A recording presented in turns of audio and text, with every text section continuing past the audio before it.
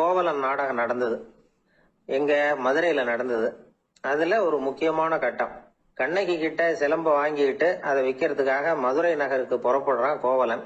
அந்த சமயத்துல கண்ணகி பாடுற மாதிரி ஒரு நாடக பாடல், நாடக ஆசிரியர் எழுதினது. அது என்ன பாட்டுன்னா, மா பாவியோர் கூடி வாழும் மதுரைக்கு மன்னா போகாதீர் என்று அப்படின்னு ஆரம்பிக்கும் அந்த பாட்டு. இதுதான் அந்த பாட்டு. இத கண்ணகி மேடையில பாடின உடனே கூட்டத்துல சலசலப்பு. நம்ம ஊர்லயே நமக்கு முன்னாடியே நின்னுகிட்டு மா பாவியோர் கூடி வாழும் மதுரை அப்படின்னு சொல்றாங்களே, என்ன தைரியம் அப்படின்னு எல்லாம் குழப்பம் பண்ண ஆரம்பிச்சுட்டாங்க. மக்கள் சத்தம் போட ஆரம்பிச்சுட்டாங்க. எதிர்ப்பு குரல் அது பாட்டுக்கு வர வர அதிகமா போட்டுது. கொண்டுகிட்டு வா அந்த நாடக ஆசிரியரை, எழுதுனது யார் அப்படின்னு ஒரே சத்தம், கூச்சல். வேற வழி இல்லை. மெதுவா மேடைக்கு வந்தார் அந்த நாடக ஆசிரியர். 4 பக்கத்துல இருந்தும் கேள்வி கணைகள். மக்களை பார்த்து கொஞ்சம் அமைதியா இருங்கோ அப்படின்னு சொல்லிவிட்டு தன்னுடைய விளக்கத்தை சொல்ல ஆரம்பிச்சார் அந்த நாடக ஆசிரியர். மா அப்படின்னு சொன்னா திருமகளாகிய லட்சுமி அப்படின்னு அர்த்தம். பா அப்படின்னா கலைமகளாகிய சரஸ்வதி. வி அப்படின்னா மலைமகளாகிய பார்வதி.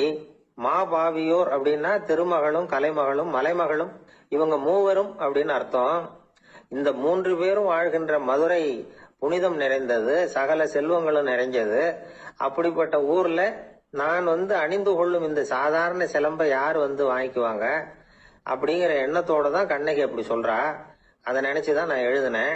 ஆகவே மதுரையை ரொம்ப சிரமப்படுத்தணும், ரொம்ப மோசமா எழுதணும் அப்படிங்கிற எண்ணம்லாம் எனக்கு கிடையாது. பெருமைப்படுத்தணும்னு நினைச்சுதான் அப்படி எழுதினேன் அப்படின்னு விளக்கம் கொடுத்தாராம். இந்த விளக்கத்தை கேட்டதும் எல்லாரும் ரொம்ப சமாதானம் ஆயிட்டாங்களாம். இப்படி விளக்கம் கொடுத்த அந்த நாடக ஆசிரியர் யார் தெரியுமா? அவர் தான் தமிழ் நாடக உலகின் முதல் ஆசான் சங்கரதாஸ் சுவாமிகள். அவருக்கு நகைச்சுவை உணர்வும் அதிகம். 1920ஆம் ஆண்டு திருநெல்வேலியில அவர் தங்கி இருக்கிறார் நாடகம் நடத்துறதுக்காக.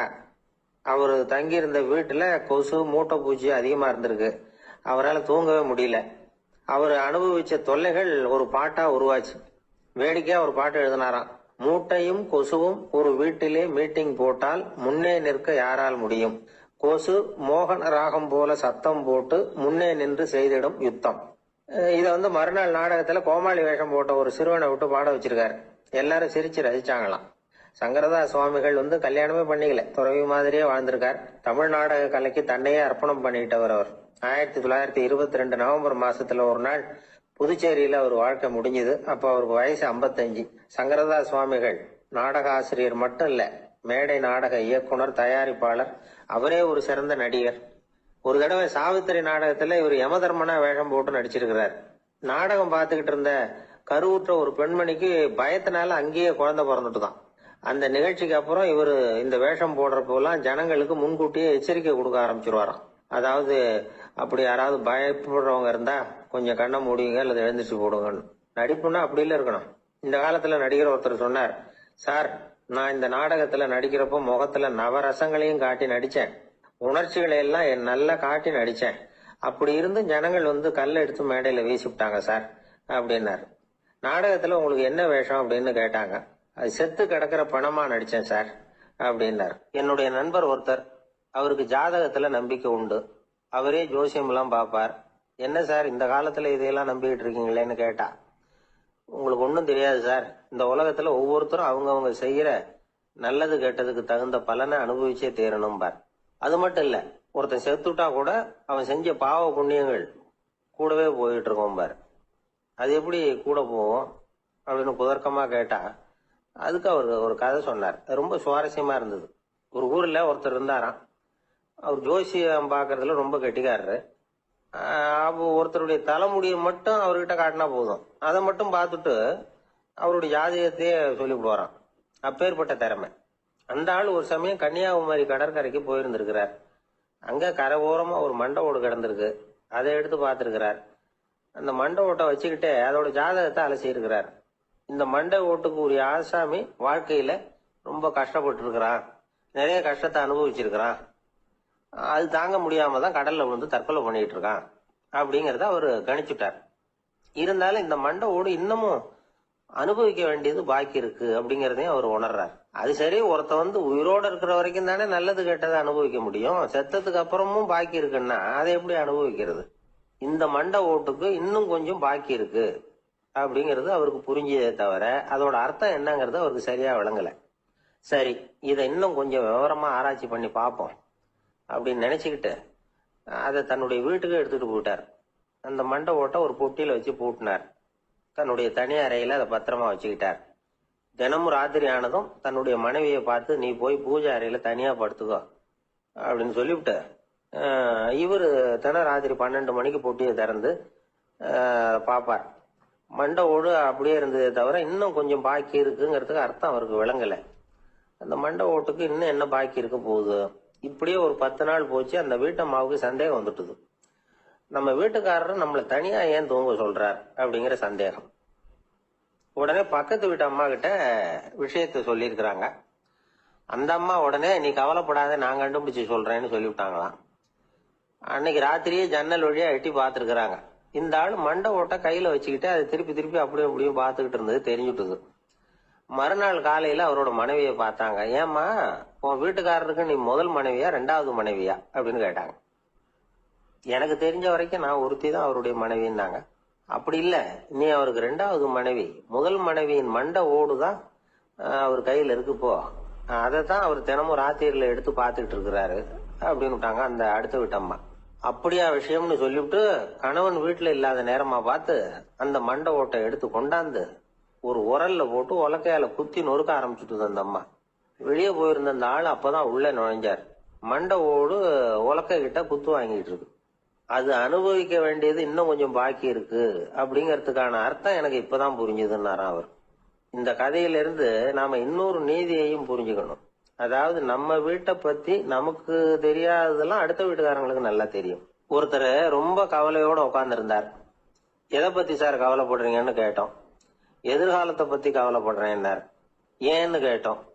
என்ன பண்றதுன்னே தெரியல சார், எதிர்காலம் ஒரே இருட்டா இருக்கு, பாதையே புரியலன்னார். இன்னைக்கு நம்ம இளைஞர்கள் பல பேருக்கு எதிர்காலம் இருட்டாதான் தெரியுது. அவங்கெல்லாம் இந்த கதையை கொஞ்சம் கேட்கணும். ஒரு மலை அடிவாரத்துல ஒரு சின்ன கிராமம். அந்த மலை ரொம்ப உயரமானது. அடர்த்தியா செடி கொடிகள் மரங்கள் அதுல மண்டி கிடக்குது. பகல் வேளையில இருட்டாதான் இருக்கும், அவ்வளவு அடர்த்தி. அந்த மலை உச்சியில ஒரு கோவில். முத நாள் ராத்திரியே புறப்பட்டாதான் காலையில அந்த கோயிலுக்கு போய் சேர முடியும். கிராமத்து இளைஞன் ஒருத்தன் அந்த மலை உச்சிக்கு போக வேண்டியிருந்தது. கையில ஒரு விளக்க எடுத்துக்கிட்டு முத நாள் ராத்திரியே புறப்பட்டான்.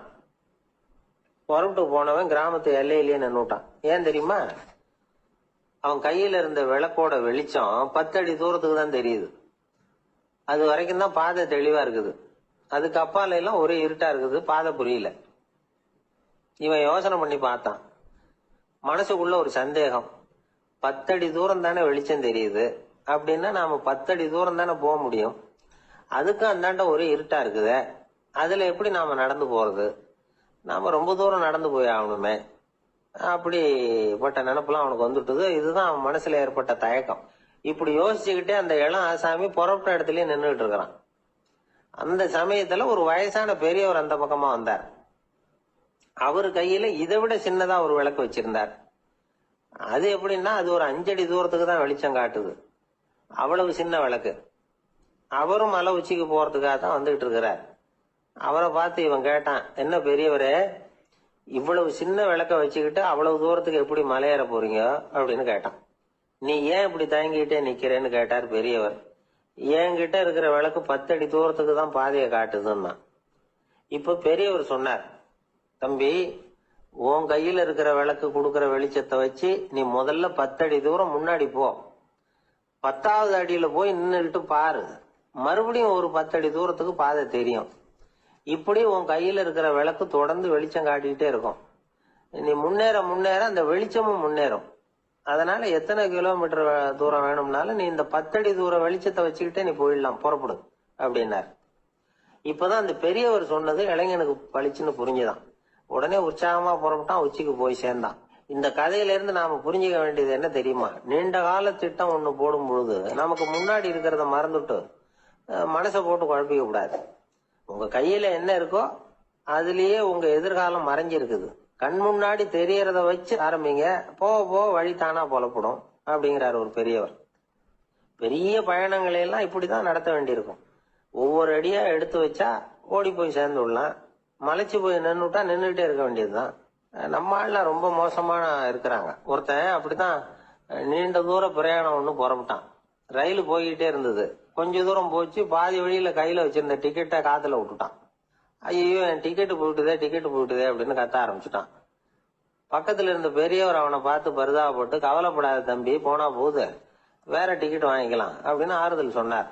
அதுக்கு அவன் சொல்றான், சார், நான் அதுக்காக அழல, அந்த டிக்கெட்டு கிடைச்சாதானே நான் எந்த ஊருக்கு போகணுங்கிறது எனக்கு தெரியும் அப்படிங்கிறான். ஒரு ஊர்ல ஒரு ஆள் இருந்தான். அவனுக்கு ஒரே ஒரு மகள். அவளை நல்ல இடத்துல கட்டி கொடுக்கணும்னு ஆசைப்பட்டான். அதுக்காக மாப்பிள்ளை தேடிட்டு இருந்தான். அவன் கொஞ்சம் வசதியான ஆள், அதனால நிறைய பேர் வந்தாங்க. இருந்தாலும் ஒரு நல்ல குணமுள்ள மாப்பிள்ளையா இருக்கணும் அவன் எதிர்பார்த்தான். அப்படி இருக்கணும்னு தொடர்ந்து முயற்சி பண்ணான். கடைசியா ஒரு 3 பேர் கிடைச்சாங்க. அந்த 3 பேர்ல யாரை தேர்ந்தெடுக்கிறது, இதுதான் அவனுக்கு வந்த குழப்பம். இந்த நிலைமையில ஒரு பெரியவரை தேடி போனான்.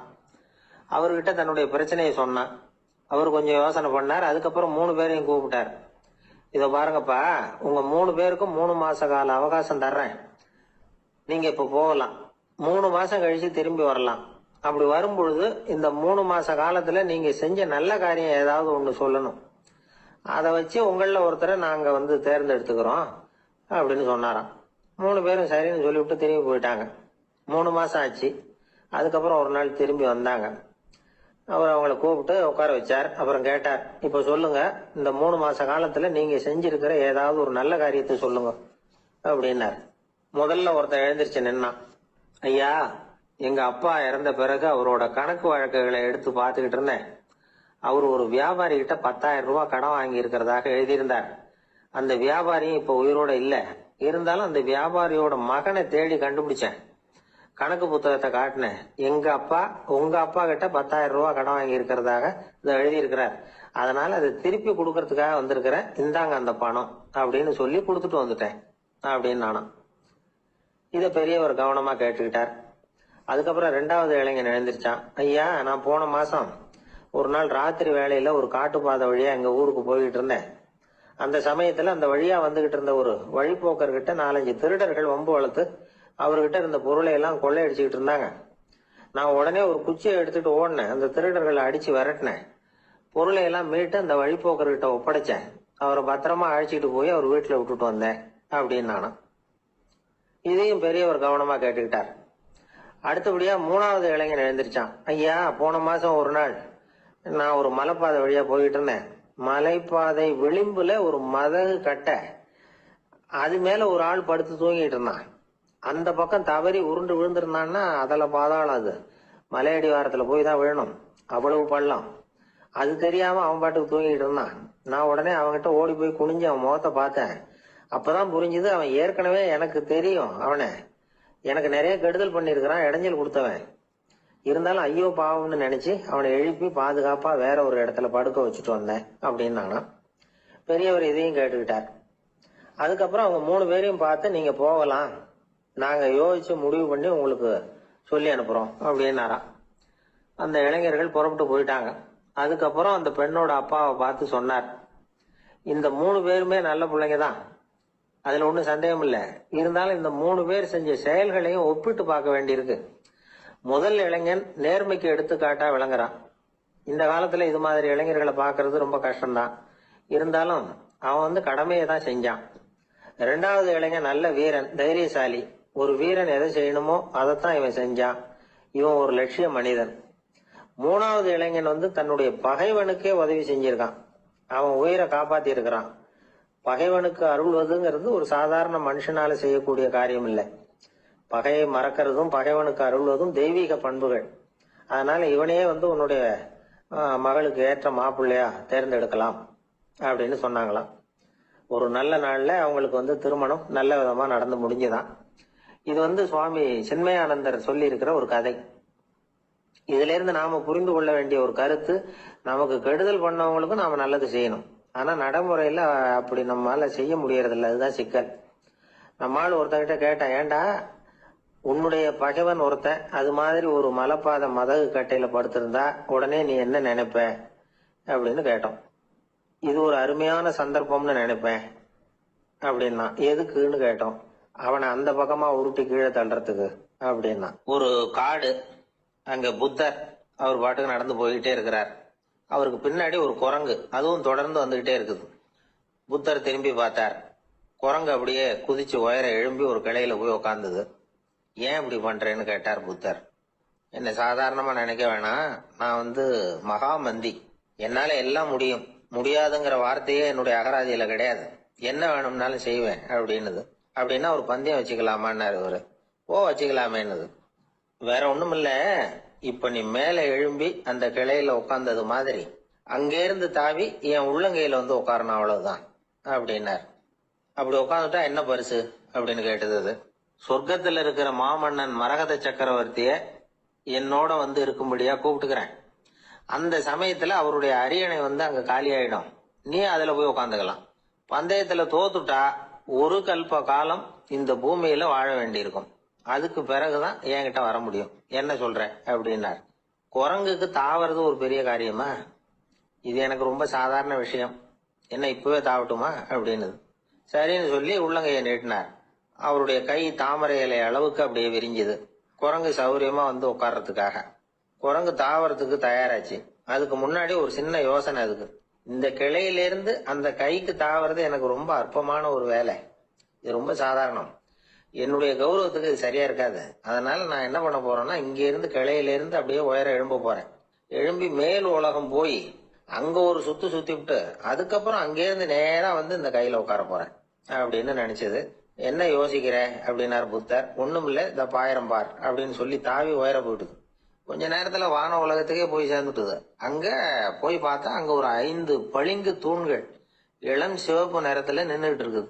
குரங்கு நினைச்சுக்கிட்டது, புத்தர்கிட்ட போய் இந்த பளிங்கு தூண்களை பார்த்தோம்னு சொன்னா அப்படியே திகைச்சு போயிடுவார், இந்த தூண்ல ஏதாவது அடையாளம் செஞ்சுட்டு போகணும் அப்படின்னு அந்த இடத்துல மிதந்துகிட்டே நினைச்சுது. உடனே ஒரு தூணுல எழுதிச்சு. என்ன எழுதிச்சுன்னா, ஒரு மகா ஞானி இங்க வந்துட்டு போறார் அப்படின்னு எழுதிச்சு. எழுதிவிட்டு அப்படியே கீழே தாவி புத்தரோட உள்ளங்கையில உட்கார்ந்தது. எப்படி பாத்தீங்களா என்னுடைய வேலை? வான உலகத்துக்கே போய் அங்க இருக்கிற 5 பளிங்கு தூண்களை பார்த்துட்டு அதுல நான் வந்த விவரத்தை எழுதி வச்சுட்டு அதுக்கப்புறம் இங்க வந்திருக்கிறேன் அப்படின்னது ரொம்ப பெருமையா. அப்படியா அப்படின்னாரு புத்தர். ஆமா, சந்தேகமா இருந்தா வாங்க, அழைச்சிட்டு போய் காட்டுறேன் அப்படின்னது அந்த குரங்கு. அதுக்கு தேவையில்லை, அப்படியே கொஞ்சம் கீழே குனிஞ்சு பார் தெரியும் அப்படின்னார் புத்தர். அங்க பார்த்தா புத்தரோட உள்ளங்கை தெரிஞ்சது. நல்லா உத்து பார்த்தது. அவரோட ஒரு விரல்ல அது எழுதிய வாசகம் தெரிஞ்சது. குரங்கு யோசனை பண்ணிச்சு, அப்படின்னா வானத்துல நான் பார்த்தது புத்தரோட விரல்களா அப்படின்னு யோசிச்சுது. இதை புரிஞ்சுக்கிட்ட உடனே அந்த குரங்கோட கர்வம் அழிஞ்சு போச்சான். நம்ம மனசுதான் இந்த குரங்கு. மனம்ங்கிறதும் ஆணவம்ங்கிறதும் ஒரு நாணயத்தின் 2 பக்கங்கள். மனம் உள்ளவரை ஆணவமும் இருக்கும். மனம் அழிஞ்சாதான் ஆணவம் அழியும். மனம் அழிய வேண்டும் அப்படின்னு பெரியவங்க சொல்றது இந்த அர்த்தத்துலதான்.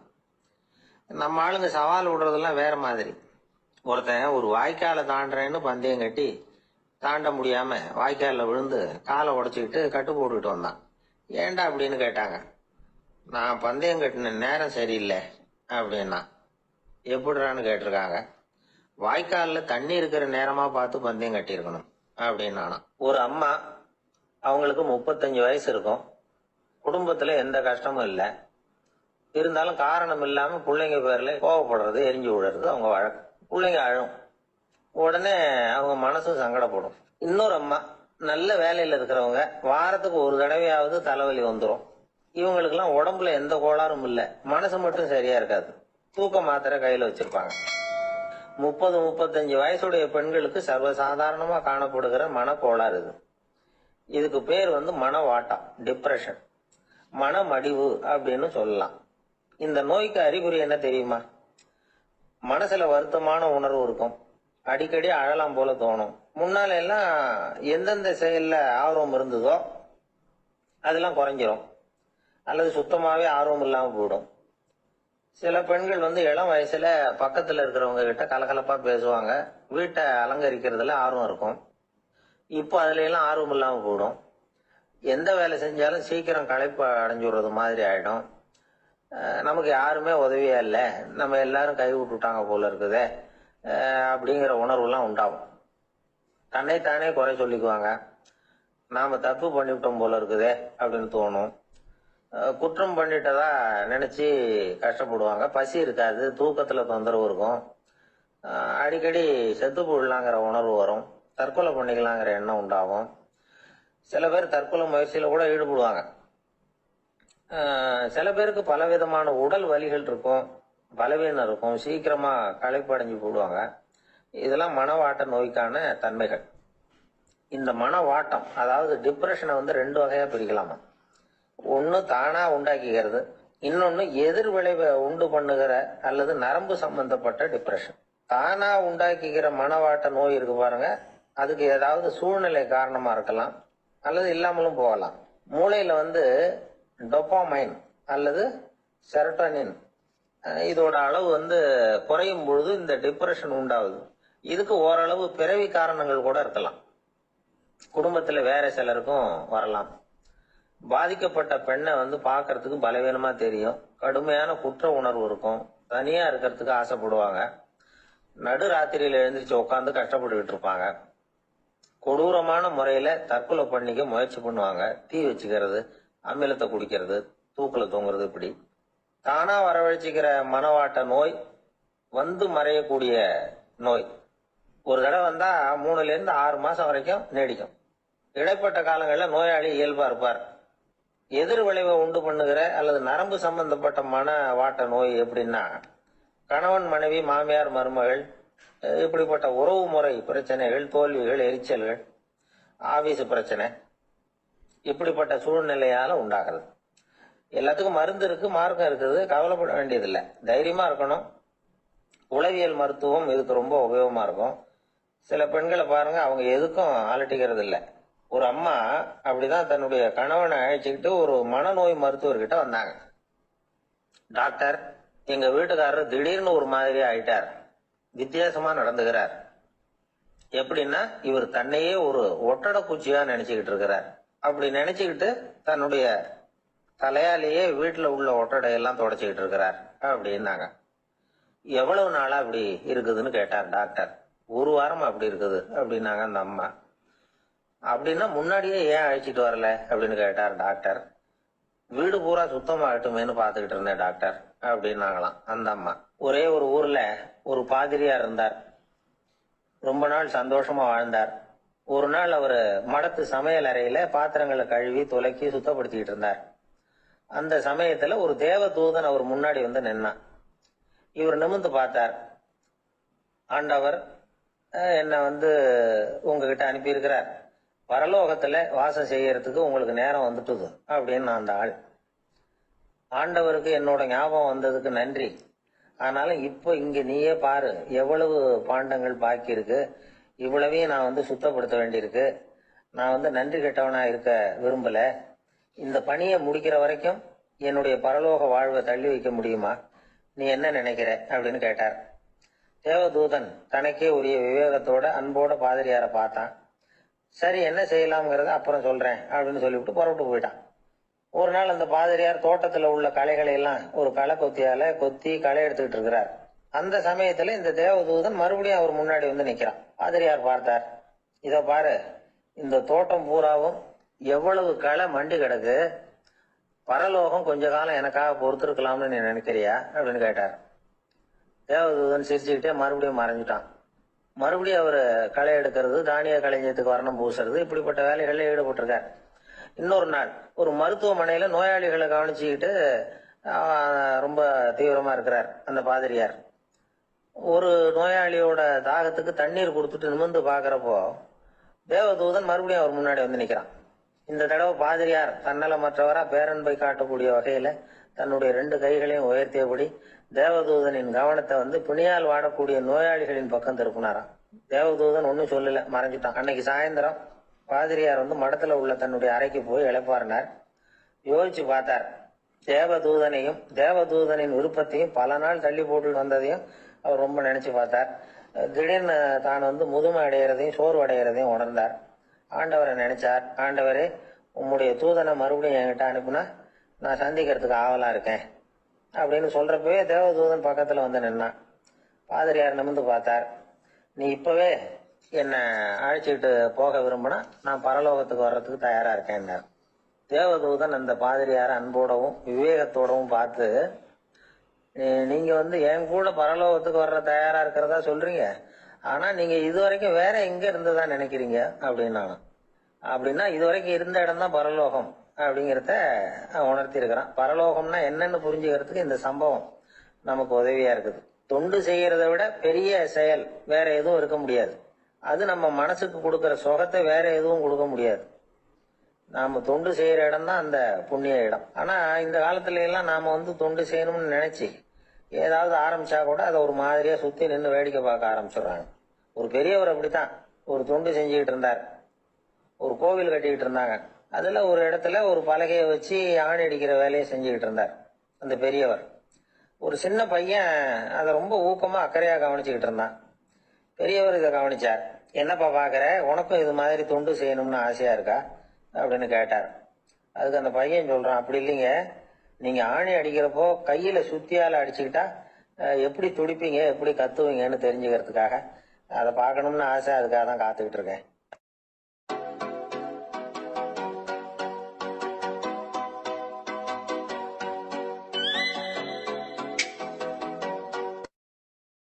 ஒரு நாள் ராமர் அரசவையில உட்கார்ந்துருக்கிறார்.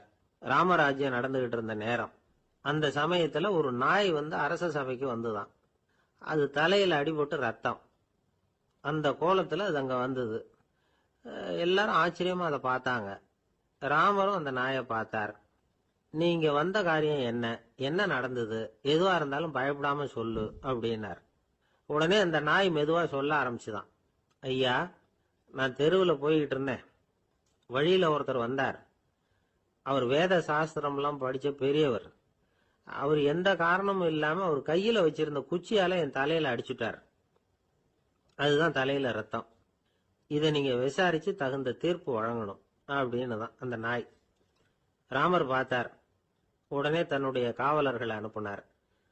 அந்த ஆளை எங்க இருந்தாலும் போய் கொண்டுட்டு வாங்க அப்படின்னு விட்டார்.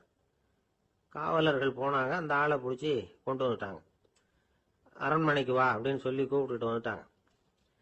என்ன நடந்ததுன்னு விசாரிச்சார் ராமர். அதுக்கு அந்த ஆள் சொன்னார், நான் வீதி வழியா வந்துகிட்டு இருந்தேன். குறுக்க இந்த நாய் வந்தது. நான் அவசரமா போய்கிட்டு இருந்தேன். இது எனக்கு வழி விடாம குறுக்க பூந்து இடைஞ்சல் பண்ணிச்சு. எனக்கு கோபம் வந்துட்டுது. அதனால அடிச்சுட்டேன். வேத சாஸ்திரம் படிச்ச நான் என் வசம் இழந்து கோபப்பட்டது பெரிய தப்பு தான். அதை நான் ஒத்துக்கிறேன். குற்றத்தை ஒப்புக்கொள்றேன். எனக்கு என்ன தண்டனை கொடுக்கணுமோ அதை கொடுங்க, ஏத்துக்கிறேன் அப்படின்னு விட்டார். சரி, இப்ப அந்த ஆளுக்கு தண்டனை கொடுக்கணும். என்ன தண்டனை கொடுக்கறது யோசனை பண்ணார் ராமர். அதையும் அந்த நாய்கிட்டயே கேட்டார். நீயே சொல்லு, என்ன தண்டனை கொடுக்கலாம் இவருக்கு அப்படின்னார். இதுக்கு அந்த நாய் என்ன சொல்லிச்சு தெரியுமா? இவரை ஏதாவது ஒரு கோயிலுக்கு தர்மகர்த்தாவா நியமனம் பண்ணிவிடுங்க, அதுதான் இவருக்கு சரியான தண்டனை அப்படின்னுது. இதை கேட்டதும் ராமர் முகத்துல புன்னகை. ஆனா அங்க இருந்த மற்றவங்களுக்கு எல்லாம் ஆச்சரியம். அது எப்படி தப்பு செஞ்சவங்களுக்கு தண்டனை கொடுக்கறது தானே நியாயம், அதை விட்டுட்டு தர்மகர்த்தா பதவியை கொடுக்க சொல்லுது இந்த நாய் அப்படிங்கிற ஆச்சரியம். இந்த சந்தேகத்தை அந்த நாய்கிட்டயே கேட்டாங்க அங்க இருந்தவங்க. இதுக்கு அந்த நாய் பதில் சொல்லிச்சான். நான் போன பிறவியில ஒரு கோயிலுக்கு தர்மகர்த்தாவா இருந்தேன். எவ்வளவோ கவனமா எச்சரிக்கையா தான் என்னுடைய கடமைகளை எல்லாம் செஞ்சுக்கிட்டு வந்தேன். அப்படி இருந்தாலும் சில சமயங்கள்ல என்னையும் மீறி கோயில் செல்வத்தை நான் அனுபவிக்கிறதுக்கு காரணம் ஆயிட்டேன். ஒரு கோவிலுக்கு தர்மகர்த்தாவா இருக்கிறவங்க எப்படியும் இந்த பாவத்திலிருந்து தப்பிக்கிறது கஷ்டம். அதனாலதான் நான் இந்த பிறவியில நாயா பிறந்து இப்படி கஷ்டப்படுறேன். இதே நிலைமை இந்த ஆளுக்கும் ஏற்படணும் அப்படிங்கிறதுக்காக தான் அவரையும் ஒரு கோயிலுக்கு தர்மகர்த்தாவா நியமிக்கும்படி கேட்டுக்கிட்டேன் அப்படின்னு தான் இந்த நாய். இதுல இருந்து என்ன தெரியுது? எந்த பதவியில நாம இருந்தாலும் நமக்கு தெரியாம கூட அதை தவறா உபயோகப்படுத்த கூடாதுங்கிறத இதுல இருந்து புரிஞ்சுக்கணும். இல்லைன்னா அடுத்த பிறவியில நாயா பிறந்து எங்கேயாவது போய் வாழாட்டிட்டு நிக்க வேண்டியதுதான். கோவில் வாசல்ல 2 நாய் பேசிக்கிட்டு இருந்துதான். போன ஜென்மத்துல நான் மனுஷனாதான் இருந்தேன். ஒரு கோவில் பூசாரி பேச்ச கேட்டுட்டு அவரோட கூட்டு சேர்ந்துக்கிட்டு ஆண்டவன் போட்டிருந்த நகையெல்லாம் அபகரிச்சு என்கிட்ட கொடுத்தாரு அவரு. நான் எடுத்துட்டு வந்துட்டேன். திருடினது அந்த ஆள் தான், எடுத்துக்கிட்டு வந்ததுதான் நான். இருந்தாலும் நான் மட்டும் நாயா பிறந்துட்டேன். இப்ப மட்டும் அந்த பூசாரி என்கிட்ட மாட்டினா கடிச்சு கொதறி விடுவேன் அப்படின்னு தான். அவசரப்பட்டு அப்படி செஞ்சுடாதே. பதிலுக்கு அவரும் உன்னை திருப்பி கடிச்சாலும் கடிச்சிருவார். ஏன்னா அவரும் இப்போ ஒரு நாயா தான் பிறந்திருக்கிறார் அப்படின்னு தான் இன்னொன்னு. அது எப்படி உனக்கு தெரியும்னு தான் இது. நான் தானே அது அப்படின்னு தான் அந்த நாய். கணவன் மனைவி அன்பா இருக்கணும். ஒருத்தர் ஒருத்தர் நல்லா புரிஞ்சுக்கணும். விட்டு கொடுக்குற மனப்பான்மை வேணும். அதுதான் ஒரு நல்ல குடும்பம். இன்னைக்கு பல குடும்பங்கள்ல அர்த்தமில்லாத சண்டைகள் தான் அதிகம். கிராமப்புறங்கள்ல வேடிக்கையா ஒரு கதை சொல்லுவாங்க. ஒரு ஊர்ல ஒரு ஆள் இருந்தான். வேலை வெட்டி இல்லாம சும்மாவே இருந்தான். அவனுக்கு கல்யாணம் பண்ணி வச்சாங்களாம். மனைவி வந்து சேர்ந்தா. சும்மாவே உட்காந்துருக்கிறியே, ஏதாவது சம்பாதிக்கிற வழியை பாரு அப்படின்ட்டு இருக்கா. அதுக்கு தான் யோசனை பண்ணிட்டு இருக்கிறேன். ஒரு அருமையான ஐடியா அப்படின்னு நானா. என்ன அது சொல்லு அப்படின்னு இருக்கா அவ. ஒரு ஆட்டுக்குட்டி வாங்க போறேன்னு இருக்கான். அதை வாங்கி என்ன பண்ண போறேன்னா, அந்த குட்டி வளரும், பெருசாகும், அதுக்கப்புறம் அது நிறைய குட்டி போடும் அப்படின்ட்டு இருக்கான். சரி, அப்புறம் அப்புறம் என்ன, அதையெல்லாம் சந்தையில் கொண்டுட்டு போய் வித்துவிட்டு அந்த காசுக்கு ஒரு எருவு மாடு வாங்கலாம். சரி, அது எதுக்கு? எருவு மாடு நிறைய பால் கொடுக்கும். அதை கொண்டுகிட்டு போய் பால் பண்ணையில் கொடுப்பேன், அல்லது நானே வித்துருவேன். கை நிறைய காசு கிடைக்கும். அதுக்கப்புறம் ஒரு பசுமாடு வாங்குவேன், பாலையும் விற்கலாம், நாமளும் காய் போட்டு சாப்பிடலாம். இப்படிலாம் சொல்லியிருக்கான். அப்போ அந்த பொண்ணு சொல்லிச்சான், அடுத்த தெருவில் இருக்கிற எங்க அம்மா வீட்டுக்கும் கொஞ்சம் பால் கொடுத்து அனுப்பலாம் அப்படின்ட்டு இருக்கான் அந்த பொண்ணு. இந்த இடத்துல கணவனுக்கு கோவம் வந்துட்டுது. அது எப்படி உங்க அம்மா வீட்டுக்கு எதுக்கு கொடுக்கணும், அதெல்லாம் முடியாதுன்னு இருக்கான். இந்த இடத்துல சண்டை ஆரம்பமாயிட்டுது. கொஞ்ச நேரத்துல ரெண்டு பேரும் சத்தம் போட ஆரம்பிச்சுட்டாங்க. கடுமையான சண்டை நடக்கிறத பக்கத்து வீட்டுக்காரன் காதுல வாங்கினான். அவன் ஓடியாந்தான். அவனுக்கு தெரியும், வாங்காத மாட்டுக்காக இப்படி சண்டை போட்டுட்டு இருக்கிறாங்கிறது அவனுக்கு புரியும். அவன் ஓடி வந்து சொன்னான், ஏண்டா உன்னோட பசுமாட்டை ஒழுங்கா கட்டி போடக்கூடாதான் இருக்கான். என்னடா சொல்றேன்னா இவன், உன் மாடு என் தோட்டத்துல வந்து மேய்ஞ்சுட்டுது, பயிரெல்லாம் நாசமாயிட்டுது, 10,000 ரூபா அளவுக்கு சேதம், அதை வாங்கிட்டு போறதுக்கு தான் வந்தேன், குடுறா 10,000 நானா. இவன் அரண்டு போயிட்டான். அப்புறம் சொன்னான், டேய் நான் இன்னும் மாடே வாங்கலையே, அதுக்குள்ள அது வந்து எப்படிடா உன் தோட்டத்துல மேயும், என்னடா உளர்றேன்னு இருக்கான். நீ தாண்டா இப்போ உளறிட்டு இருக்க, மாடே வாங்கல, அதுக்குள்ள எப்படிடா வந்து உன்னுடைய மனைவி அவங்க அம்மா வீட்டுக்கு பால் கொடுத்து அனுப்ப முடியும் அப்படின்னு அவன் கேட்டானா. நம்மளுக்கு இப்பதான் புத்தி வந்துதான். அர்த்தமே இல்லாத சண்டை போட்டுட்டு இருக்கிறோம் அப்படிங்கறத அவன் புரிஞ்சுக்கிட்டானான். இது நம்ம முன்னோர்கள் சொல்லி இருக்கிற ஒரு கதை. சண்டையில தான் அர்த்தம் இல்லையே தவிர கதையில் அர்த்தம் உண்டு. அதாவது இல்லாத விஷயங்களுக்காக சண்டை போட்டுக்கிட்டு இல்லறத்தை வீணாக்கிக்கிட்டு இருக்கிற மனிதர்கள் இன்றைக்கு நிறைய பேர் இருக்கிறாங்க. ஒருத்தன் தன்னுடைய மனைவியை பத்தி மாமனார்கிட்ட புகார் சொன்னானா, மாமா உங்க பொண்ணு அர்த்தமில்லாத சண்டை போடுறா, எதுக்கு எடுத்தாலும் எடுத்தெறிஞ்சு பேசுறா அப்படின்னு இருக்கான். நீ எப்படி மாப்பிள்ள அதை சமாளிக்கிற அப்படின்னு கேட்டிருக்காரு அவரு.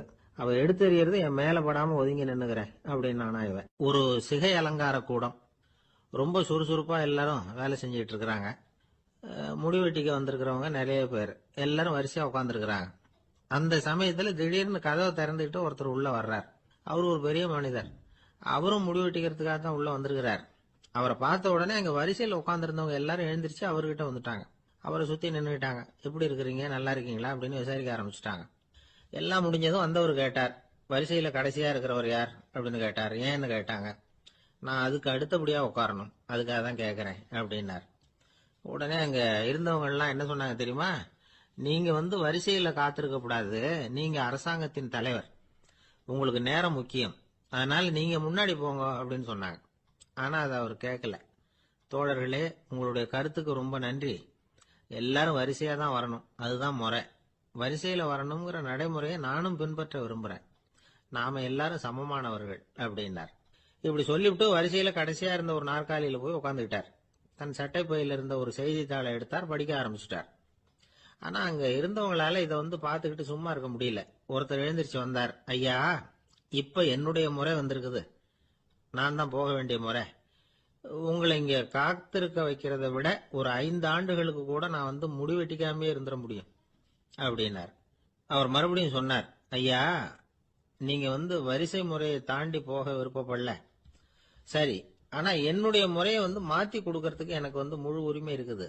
இதுக்கு பதிலா உங்களுடைய கடைசி இடத்தை நான் எடுத்துக்கிறேன், இதை நீங்க மறுக்க முடியாதுன்னார். அங்க இருந்து மற்றவங்களும் இதை ஒரு மனசா வற்புறுத்த ஆரம்பிச்சுட்டாங்க.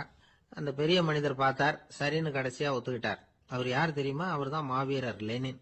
ரஷ்யாவில் கிரெம்ளின் சிகை அலங்கார கூடத்துல தான் இது நடந்தது. எல்லாரும் இந்நாட்டு மன்னர்கள்னு வாயளவுல பேசுறதுல என்ன பிரயோஜனம்? நாம எல்லாரும் சமம்ங்கிறத நடைமுறையில கடைபிடிச்சு காட்டினவங்க கொஞ்சம் பேர் தான். அவங்கள ஒருத்தர் தான் லெனின். வரிசையில நின்று வர்றதுங்கிறது ஒரு சிறந்த பண்பு, உயர்ந்த பண்பு. இன்னைக்கு பல இடங்கள்ல அது நமக்கு தேவைப்படுது. ஒரு ரேஷன் கடைவாசல், கடை திறக்கிறதுக்கு முன்னாடியே எல்லாரும் வந்து வரிசையில நின்னுட்டாங்க. கடைசியா வந்த ஒருத்தர் கியூல முன்னாடி போறதுக்கு முயற்சி பண்றார். ஏற்கனவே நின்றுட்டு இருக்கிறவங்க அவரை முன்னாடி போறதுக்கு விட மாட்டேங்கிறாங்க. கடைசியா போய் நில்லையா அப்படின்னு எல்லாரும் கத்துறாங்க. அது அவர் காதுல வாங்கல. முண்டி அடிச்சுக்கிட்டு முன்னாடி போறதுக்கே முயற்சி பண்ணிட்டு இருக்கிறார். எல்லாரும் சேர்ந்து அவரை வலுக்கட்டாயமா இழுத்து கொண்டாந்து பின்னாடி கொண்டு போய் நிறுத்திவிட்டாங்க. நிறுத்திவிட்டு சொன்னாங்க, இதை பாருப்பா, நாங்க இருக்கிற வரைக்கும் நீங்க முன்னாடி போய் எதையும் வாங்க முடியாது, தெரிஞ்சுக்கோ அப்படின்னாங்க. இப்போ அந்த ஆளு சொன்னாராம், நான் இங்க பின்னாடி நிக்கிற வரைக்கும் நீங்களும் எதுவும் வாங்க முடியாது அப்படின்னாராம். ஏன்னு கேட்டிருக்கிறாங்க. நான் தான் அந்த கடையை திறக்க வேண்டிய ஆள் அப்படின்னா. அபூர்வமான திருடர்களும் உண்டு. ஒரு திருடன் சிறையிலிருந்து விடுதலையாகி வெளியில போனான். கொஞ்ச நாள்ல மறுபடியும் திரும்பி ஜெயிலுக்கு வந்துட்டான். அப்போ சிறை அதிகாரி அவனுக்கு அறிவுரை சொன்னாராம். ஏன்பா, இப்படி அடிக்கடி தப்பு பண்ணிவிட்டு ஜெயிலுக்கு வந்துடுறியே, உனக்கு சொந்த பந்தம் எதுவும் இல்லையா? உனக்கு அப்பா, அண்ணன், தம்பிகள் அவங்க கூட எல்லாம் சேர்ந்து வாழணுங்கிற ஆசை இல்லையா அப்படின்னு கேட்டிருக்காரு. அவங்களோட சேர்ந்து வாழணுங்கிற ஆசை எனக்கு நிறைய உண்டுங்க சார் அப்படின்னு அவன். அப்புறம் எதுக்கு இப்படி ஜெயிலுக்கு வந்துடுற அப்படின்னாரான் அவரு. அவங்க எல்லாருமே இங்கே தானே சார் இருக்காங்க அப்படின்னு அவன். நம்ம கிட்ட ஒருத்தன் தப்பா நடந்துகிட்டானா உடனே நாம என்ன செய்வோம்? கையை ஓங்கிட்டு அவனை அடிக்க போவோம். நாம அவங்கிட்ட அவனை விட ஒருபடி மேலா தப்பா நடந்துக்குவோம். ஆனா பெரியவங்க எல்லாம் அப்படி நடந்துக்கிறது இல்ல. இன்னா செய்தாரை ஒருத்தல் அவர் நாண நன்னயம் செய்து விடல் அப்படின்னு வள்ளுவர் சொல்லியிருக்காரு இல்லையா? அதுக்கு தகுந்த மாதிரி நடந்துக்குவாங்க. பாயசித் விஸ்தாமிங்கிறவர் ஒரு பெரிய ஞானி. அவர் ஒரு நாள் ராத்திரி ரொம்ப நேரம் மசூதியில் இருந்துட்டு வீட்டுக்கு திரும்பி வந்துகிட்டு இருக்கிறார். வழியில ஒரு குடிகாரன், அவன் கையில ஒரு இசை கருவி, அதை கண்ணா பின்னான்னு மீட்டிக்கிட்டு வாய்க்கு வந்தபடியே என்னத்தையோ பாட்டுன்னு நினைச்சுக்கிட்டு பாடிக்கிட்டு அவன் பாட்டுக்கு கிடக்குறான் வழியில.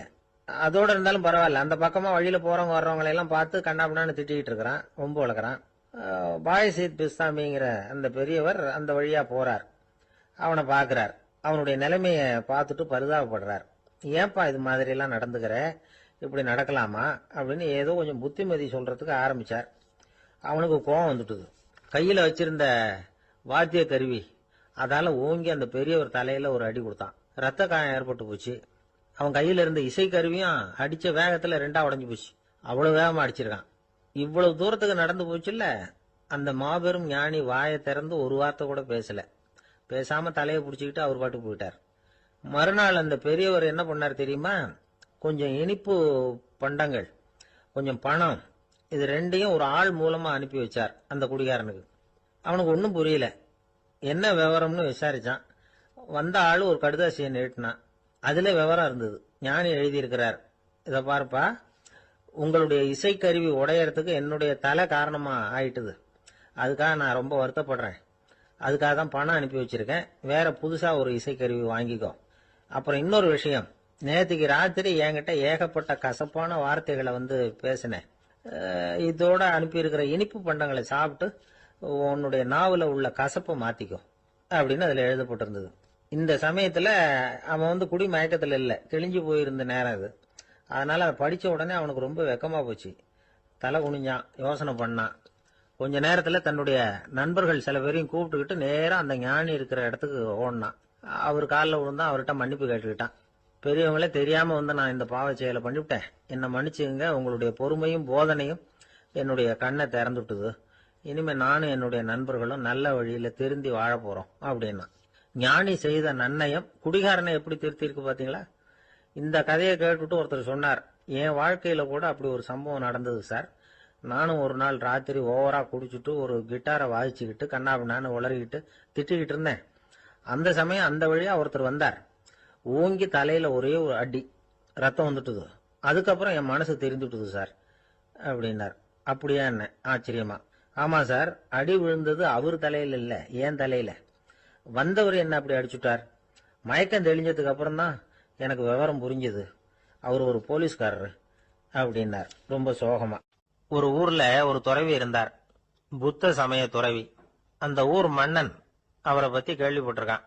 ஒரு நாள் புறப்பட்டு போனா, துறவியின் பாதங்களை தொட்டு வணங்கினான். அதுக்கப்புறம் சொன்னான், ஐயா, நான் உங்களை அரண்மனைக்கு அழைச்சிட்டு போறதுக்காக வந்திருக்கிறேன்.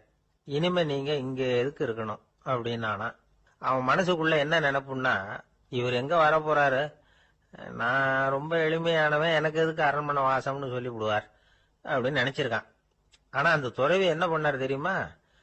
அப்படியா, சரி போகலாம், வா, போய் உன் ரதத்தை கொண்டுட்டு வா, அரண்மனைக்கு போகும்பொழுது அதுக்கு தகுந்த மாதிரி ஆடம்பரமா போகணும் அப்படின்னு விட்டாராம். துறவி இப்படி சொன்னதும் அந்த மன்னனுக்கு மனசுக்குள்ள சந்தேகம் வந்துட்டுது. இவர் உண்மையிலேயே துறவி தானா, ஏமாத்து பேர் வழி மாதிரி தெரியுதே அப்படின்னு நினைச்சிருக்கான். இருந்தாலும் இனிமே என்ன பண்றது, சொல்லியாச்சு. ரதத்தை கொண்டுட்டு வந்தான். துறவி ஏறி உக்காந்தார். பக்கத்துல ராஜா. அவரு ரொம்ப உற்சாகமா வரார். இவன் ரொம்ப சோர்ந்து போய் வரான். துறவி மரத்தடியிலேயே வாழ்ந்து பழக்கப்பட்டவர். அரண்மனையில எளிமையா ஒரு இடத்துல உட்காந்துக்குவார் அப்படின்னு நினைச்சான். ஆனா அப்படி இல்ல. அரண்மனைக்கு வந்த உடனே அந்த துறவி அதை கொண்டுட்டு வா இதை கொண்டுட்டு வான்னு சொல்லி உத்தரவு போட ஆரம்பிச்சுட்டார். அரண்மனையில இருந்தா அரசனை மாதிரி இருக்கணும் அப்படிங்கிறார். ராத்திரி பூரா சௌரியமா தூங்கினார். பகல்ல அரண்மனை தோட்டத்துல உலாவ வேண்டியது, நீச்சல் குளத்துல குளிக்க வேண்டியது, இப்படியே பொழுது போக்கிட்டு இருக்கிறார். அந்த அரண்மனையில துறவி மகிழ்ச்சியா இருக்கிறார். மன்னனால அப்படி இருக்க முடியல. அவருக்கு எந்த கவலையும் இல்ல. இவனுக்கு அரசாங்க கவலைகள். துறவி அப்படி இருக்கிறத இவனால தாங்கிக்க முடியல. ஒரு நாள் அவர்கிட்டயே போய், நான் உங்ககிட்ட கொஞ்சம் பேசணும் நானா. துறவி பார்த்தார். நான் இந்த அரண்மனைக்கு வரும்பொழுதே நீ என்னமோ என்கிட்ட கேட்கணும்னு நினைச்ச. ஏன் கால தாமதம்? நீ அனாவசியமா உன்னையே தொந்தரவு பண்ணிட்டு இருக்கிற. நீ கவலையா இருக்கேங்கிறது எனக்கு புரியுது. நான் மரத்தடியில இருந்தப்ப கூட என்னை அடிக்கடி சந்திச்சுக்கிட்டு இருப்ப. ஏதாவது விளக்கம் கேட்கறது உண்டு. இங்க வந்த பிறகு என்னை சந்திக்கிறது கூட அபூர்வமா போயிட்டுது. நீ இப்போ என்ன கேட்க போறேங்கிறது எனக்கு தெரியும். இருந்தாலும் கேள் அப்படின்னாராம். வேற ஒண்ணும் இல்லைங்க. இப்ப உங்களுக்கும் எனக்கு என்ன வித்தியாசம்? 2 பேரும் அரண்மனையில தான் இருக்கிறோம். நீங்க மகிழ்ச்சியா இருக்கிறீங்க, நான் அப்படி இருக்க முடியல. இவ்வளவுக்கும் நீங்க முன்னாடி இருந்தது மாதிரி இல்ல. தினமும் தங்க தேர் கேட்கறீங்க, உயர்தரமான ஆடைகள் அணியறீங்க, சுவையான சாப்பாடு. இப்படி இருக்கிறப்போ உங்களுக்கும் எனக்கு என்ன வித்தியாசம்? இதுதான் மன்னனுடைய கேள்வி. இதுக்கு பதில் சொல்றேன், என் கூட புறப்பட்டு வா, இந்த நகரத்துக்கு வெளியில போவோம் அப்படின்னு சொல்லி அரசனை கூப்பிட்டுக்கிட்டு ஊர் எல்லைக்கு சேர்ந்தார் துறவி.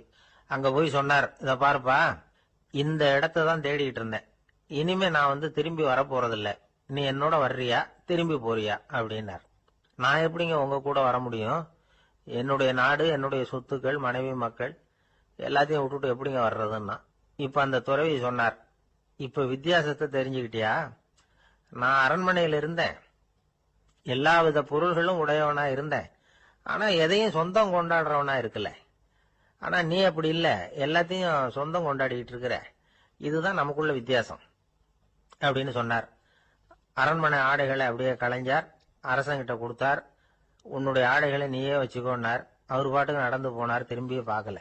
அரசனுக்கு அப்பதான் தன்னுடைய அறியாமை விளங்குச்சான். இதுல இருந்து நாம புரிஞ்சுக்க வேண்டியது என்னன்னா, இந்த உலகத்துல எத்தனையோ பொருள்கள், அதையெல்லாம் முறையா பயன்படுத்தினா மகிழ்ச்சி. அதை விட்டுட்டு அதுக்கெல்லாம் சொந்தம் கொண்டாட ஆரம்பிச்சா கவலை. நம்ம ஆட்கள் சொந்தம் கொண்டாடுற விதமே தனி. ஒரு ஆளு இன்னொருத்தங்கிட்ட ஒரு கொடை கடன் வாங்கியிருந்தான், திருப்பி கொடுக்கல. கொடையை கொடுத்தவன் கேட்டான், என்கிட்ட கடன் வாங்கினிய கொடை, அதை கொஞ்சம் திருப்பி தர்றியான்னா. அது உனக்கு இப்போ அவசரமா தேவைப்படுதா அப்படின்னு கேட்டான் இவன். எனக்கு தேவைப்படல, அந்த கொடைய நான் யாருகிட்ட வாங்கியிருந்தேனோ அவனுக்கு இப்போ அது அவசரமா தேவைப்படுது. வாழ்க்கையில சில சந்தர்ப்பங்கள்ல நாம சில அவமானங்களை சந்திச்சே தீர வேண்டியிருக்கு. என்ன பண்றது, காலம் அப்படி. அவமானப்படுறவங்க உடனே அடங்கி போயிடுறது தான் உலக வழக்கம்.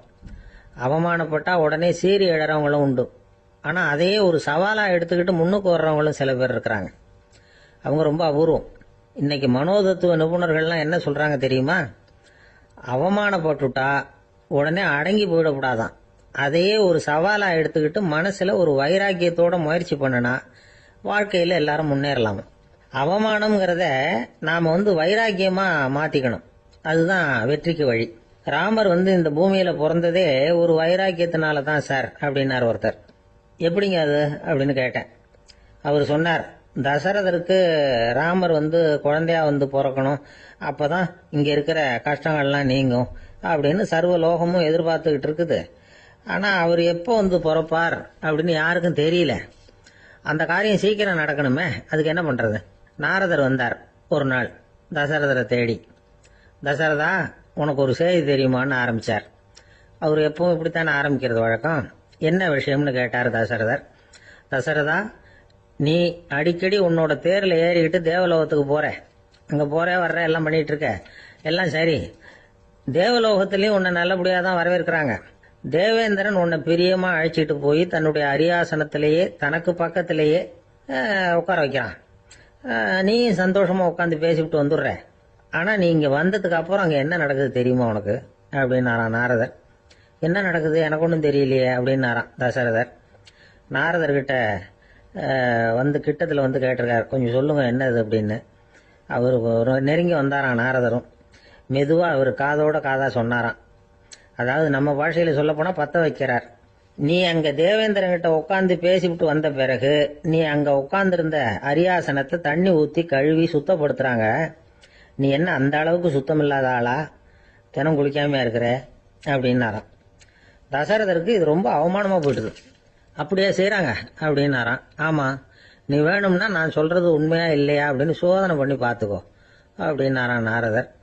உடனே தசரதர் இதுக்காகவே புறப்பட்டு தேவலோகம் போனார்.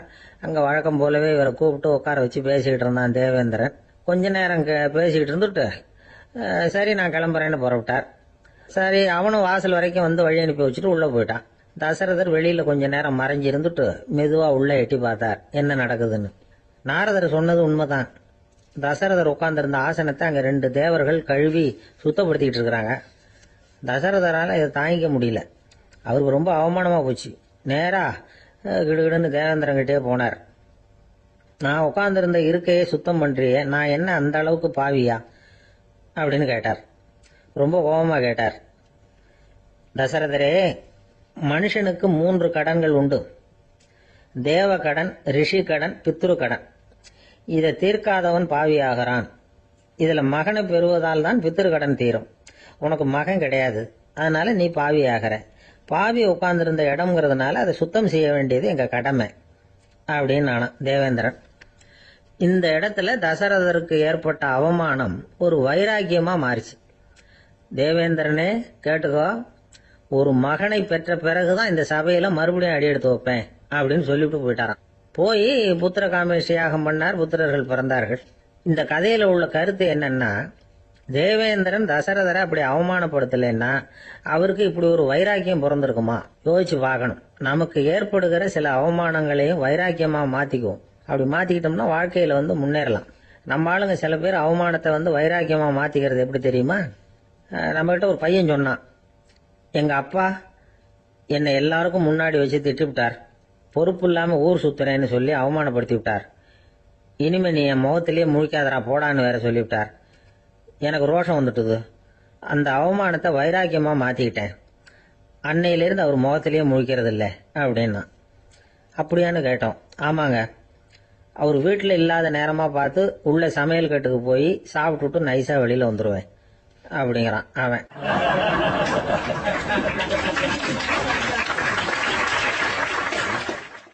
ஜவஹர்லால் நேரு பிரதமரா இருந்த சமயம் அவர் ஒரு தடவை சென்னைக்கு வந்திருக்கிறார். இங்கே சில முக்கிய நிகழ்ச்சிகள்ல கலந்துக்கிறதுக்காக வந்திருந்தார். ஆளுநர் மாளிகையில ஒரு நாள் ராத்திரி தங்கி மறுநாள் புதுடெல்லி புறப்படுறதாக ஏற்பாடு. நிகழ்ச்சிகளை எல்லாம் முடிச்சுக்கிட்டு ஆளுநர் மாளிகையில தங்கி இருக்கிறார். அன்றைக்கு இரவு படிக்கிறதுக்கு ஒரு முக்கியமான புத்தகம் அவருக்கு தேவைப்பட்டது.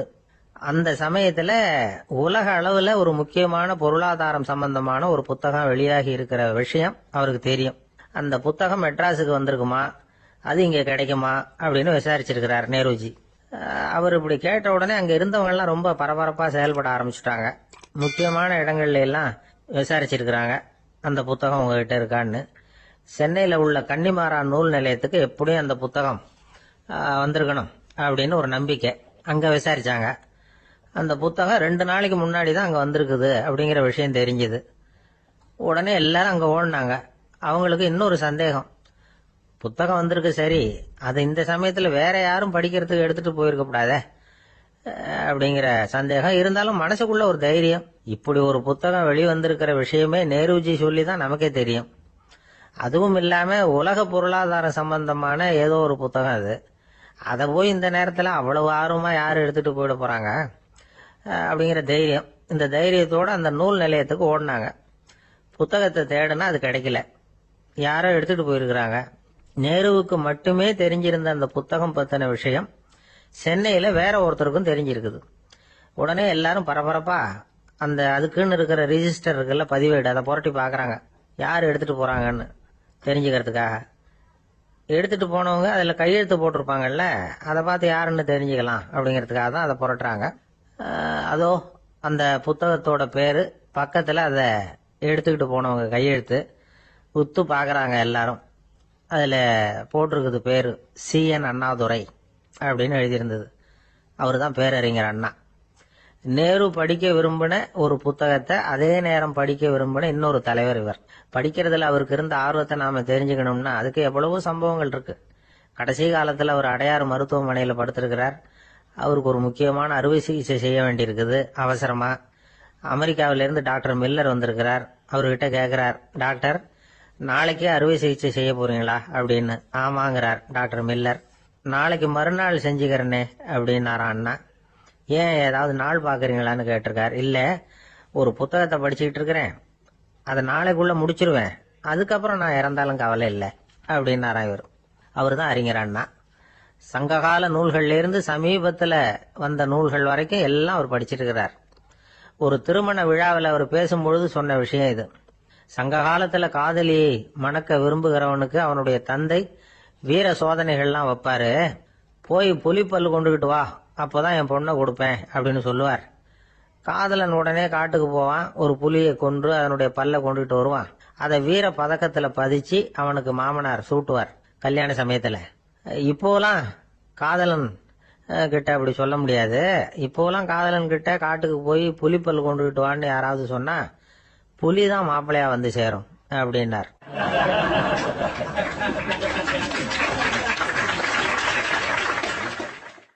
ஒரு கடைக்கு போனேன், 5 ரூபா பணத்தை எடுத்து கொடுத்தேன். ஒரு தினசரி பத்திரிகையை கேட்டேன். அவரு உடனே அங்க அடுக்கி வச்சிருந்த பத்திரிகையில ஒன்னு எடுத்து என் கையில கொடுத்தார். வாங்கிக்கிட்டேன். மீதி பணத்தை எடுத்தார். அதையும் என் கையில கொடுக்கணும்ல, கொடுக்கல. எதிரில் இருந்த பலகையில வச்சு எடுத்துக்க சொன்னார். எப்பவும் அவர் அப்படிதான் பண்ணுவாரு. நானும் எடுத்துக்கிட்டு வந்துருவேன்.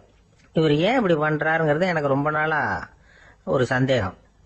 ஒரு நாள் அவர்கிட்டயே இதை கேட்டுவிட்டேன். ஏங்க, நீங்க உங்க கடைக்கு வந்து பொருள்கள் வாங்குறவங்களுக்கு நீங்க பாக்கி சில்லறைய கொடுக்கறப்போ பலகையில வச்சு விடுறீங்க, கையில கொடுக்க மாட்டேங்கிறீங்களே, ஏன் அப்படின்னு கேட்டேன். காசை கையில கொடுத்தா நம்ம கிட்ட இருக்கிற லட்சுமி போயிடுவா சார் அப்படின்னார். அதாவது பணம் செலவாயிடும் அப்படின்னு அர்த்தமா. இன்னொரு நண்பர், அவர் ஒரு நாள் வழக்கத்துக்கு மாறா ரொம்ப சோகமா உட்காந்துருக்கிறார். ஏங்க என்ன ஆச்சு, ஏன் இப்படி கப்பலே கவிழ்ந்தது மாதிரி உட்காந்துருக்கிறீங்க அப்படின்னு கேட்டேன். கப்பலே கவிழ்ந்திருந்தா கூட நான் இப்படி கவலைப்பட மாட்டேன் சார், வேற ஒண்ணு நடந்து போச்சுன்னார். என்னன்னு கேட்டேன். என் உச்சந்தலையில பள்ளி ஒண்ணு விழுந்துட்டுதுன்னார். அதுக்காகவா இப்படி அப்படின்னு ஆச்சரியப்பட்டேன். ஆமாங்க, பள்ளி உச்சந்தலையில விழுந்தா பலன் என்னன்னு பஞ்சாங்கத்துல பார்த்தேன், மரணம்னு போட்டிருக்கு அப்படின்னு சொல்லிவிட்டு அவர் தொடர்ந்து கவலைப்பட ஆரம்பிச்சிட்டார். இப்படியும் ஒருத்தர், என் கூட வேலை பார்க்குற ஒருத்தர் எப்படி தெரியுமா, தினமும் வலது காலை வச்சுதான் ஆபீஸுக்கு உள்ள நுழைவார். என்னைக்காவது தவறுதலா இடது காலை வச்சு உள்ள வந்துட்டாருன்னா அன்னைக்கு பூரா மனசு சங்கடப்படுவார். எந்த வேலையும் சரியா ஓடாது.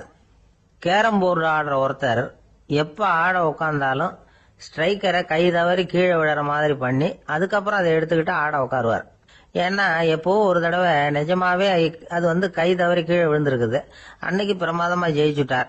உடனே ஒரு முடிவுக்கு வந்துட்டார், கை தவறுனா லாபம் அப்படின்னு. அதுக்கப்புறம் அதையே பழக்கமாக்கிக்கிட்டார். பூனை குறுக்க போனா சகுனம் சரியில்லைன்னு நினைக்கிறவங்க உண்டு. ஆனா ஒருத்தர் எப்படி தெரியுமா, அவர் வெளியில கிளம்புற சமயம் பக்கத்து வீட்டு ரேடியோவில் மியாவ் மியாவ் பூனை குட்டின்னு பாட்டு சத்தம் கேட்டா கூட போதும், சகனம் சரியில்லைன்னு பிரயாணத்தை கேன்சல் பண்ணிவிடுவார். இப்ப இவ்வளவு எதுக்கு சொல்றோம்னா, அளவுக்கு மீறின சகுன நம்பிக்கைகள் இருக்கு பாருங்க, இதோட பயமும் சேர்ந்துகிட்டதுன்னு வச்சுக்கோங்க, இது ஒருத்தருடைய மனநிலையை பாதிச்சிடும். இது வந்து உளவியல் நிபுணர்கள் சொல்ற கருத்து. வாழ்க்கையே தடுமாற வச்சிரும். பாதுகாப்பு இல்லாத உணர்வு, ஒரு விதமான டிப்ரெஷன் மனநிலை, இதெல்லாம் தான் இதுக்கு காரணமா அமையலாம். சில பேர் காய்கறி நறுக்க கத்திய கையில் எடுத்தா கூட நேரம் சரியா இருக்கா அப்படின்னு பார்த்துட்டு தான் வேலையை ஆரம்பிக்கிறது வழக்கம். அறிவு தான் மனசுக்கு வாத்தியாரா இருக்கணும், அப்பதான் வாழ்க்கை வந்து நிம்மதியா இருக்கும். அறிவு வந்து மனசு சொல்றபடியெல்லாம் கேட்க ஆரம்பிச்சுட்டுதுன்னா இடைஞ்சல் தான். ஒருத்தருக்கு 7ஆம் நம்பர் தான் ராசியான நம்பராம். 7ஆம் தேதி தான் எந்த காரியத்தையும் ஆரம்பிப்பாராம். 7 எழுத்து வர்றது மாதிரி பேரை மாத்தி வச்சுக்கிட்டார். 7 மணிக்கு தான் தினமும் எழுந்திருப்பார். 7ஆம் நம்பர் வீட்டில தான் குடியிருக்கார். கல்யாணம் கூட 7ஆம் தேதி தான் பண்ணிக்கிட்டார். அவர் ஒரு நாள் குதிரை பந்தயத்துக்கு போனாராம். குதிரையோட பேரையெல்லாம் பார்த்தார். ஒரு குதிரையோட பேர் 7 எழுத்துல அமைஞ்சிருந்தது. 7 தானே இவருக்கு அதிர்ஷ்ட நம்பர். அதனால உடனே அது பேர்ல பணத்தை கட்டினார். பந்தயம் நடந்தது. என்ன சார் ஆச்சுன்னு கேட்டாங்க. நான் பணம் கட்டின அந்த என்னோட குதிரை 7ஆவதா வந்து சேர்ந்தது சார் அப்படின்னாராம் சோகமா.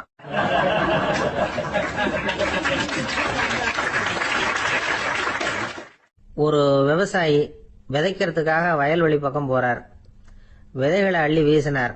அப்ப என்ன ஆச்சுன்னா, சில விதைகள் பாதை ஓரத்துல விழுந்தது, சில விதைகள் முள் செடிகள் மண்டி இருந்த புதருக்கு இடையில விழுந்தது, சில விதைகள் நல்ல நிலத்துல விழுந்தது.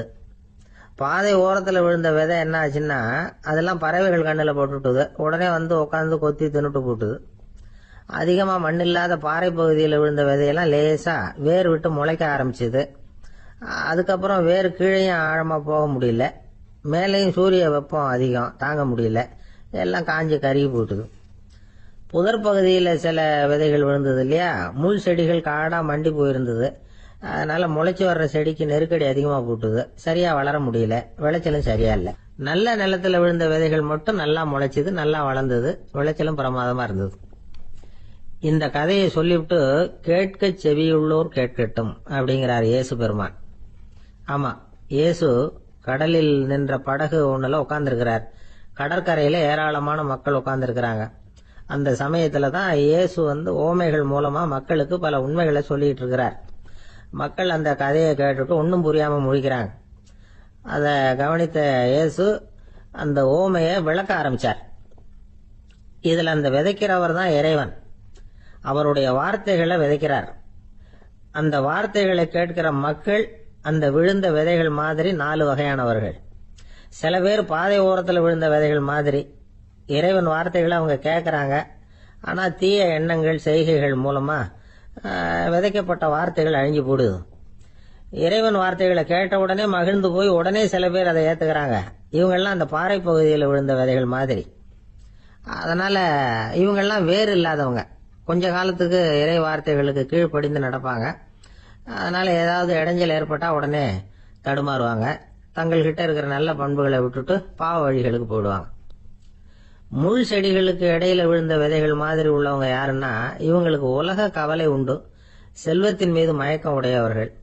உலக ஆசைகள் இவங்களுக்குள்ள பூந்துடுறதுனால அங்க இருக்கிற நல்ல பண்புகள் மறைஞ்சு போயிடுது. அதனால அவங்களும் உபயோகம் இல்லாதவங்களா ஆயிடுறாங்க. நல்ல மனிதர்கள் நல்ல நிலத்துல விழுந்த விதைகளுக்கு ஒப்பானவர்கள். இவங்க இறை வார்த்தையை கேட்கறாங்க, அதை ஏத்துக்கிறாங்க, அவங்களும் நல்லபடியா வாழறாங்க, அடுத்தவங்களுக்கும் உபயோகமா இருப்பாங்க. இதுதான் இயேசு சொன்ன விளக்கம். நல்ல வார்த்தைகளை கேளுங்கள், நல்ல வார்த்தைகளை ஏற்றுக்கொள்ளுங்கள், அடுத்தவங்களுக்கு உபயோகமா இருங்க. இதுதான் பெரியவங்கள்லாம் நமக்கு சொல்லுகிற உபதேசம்.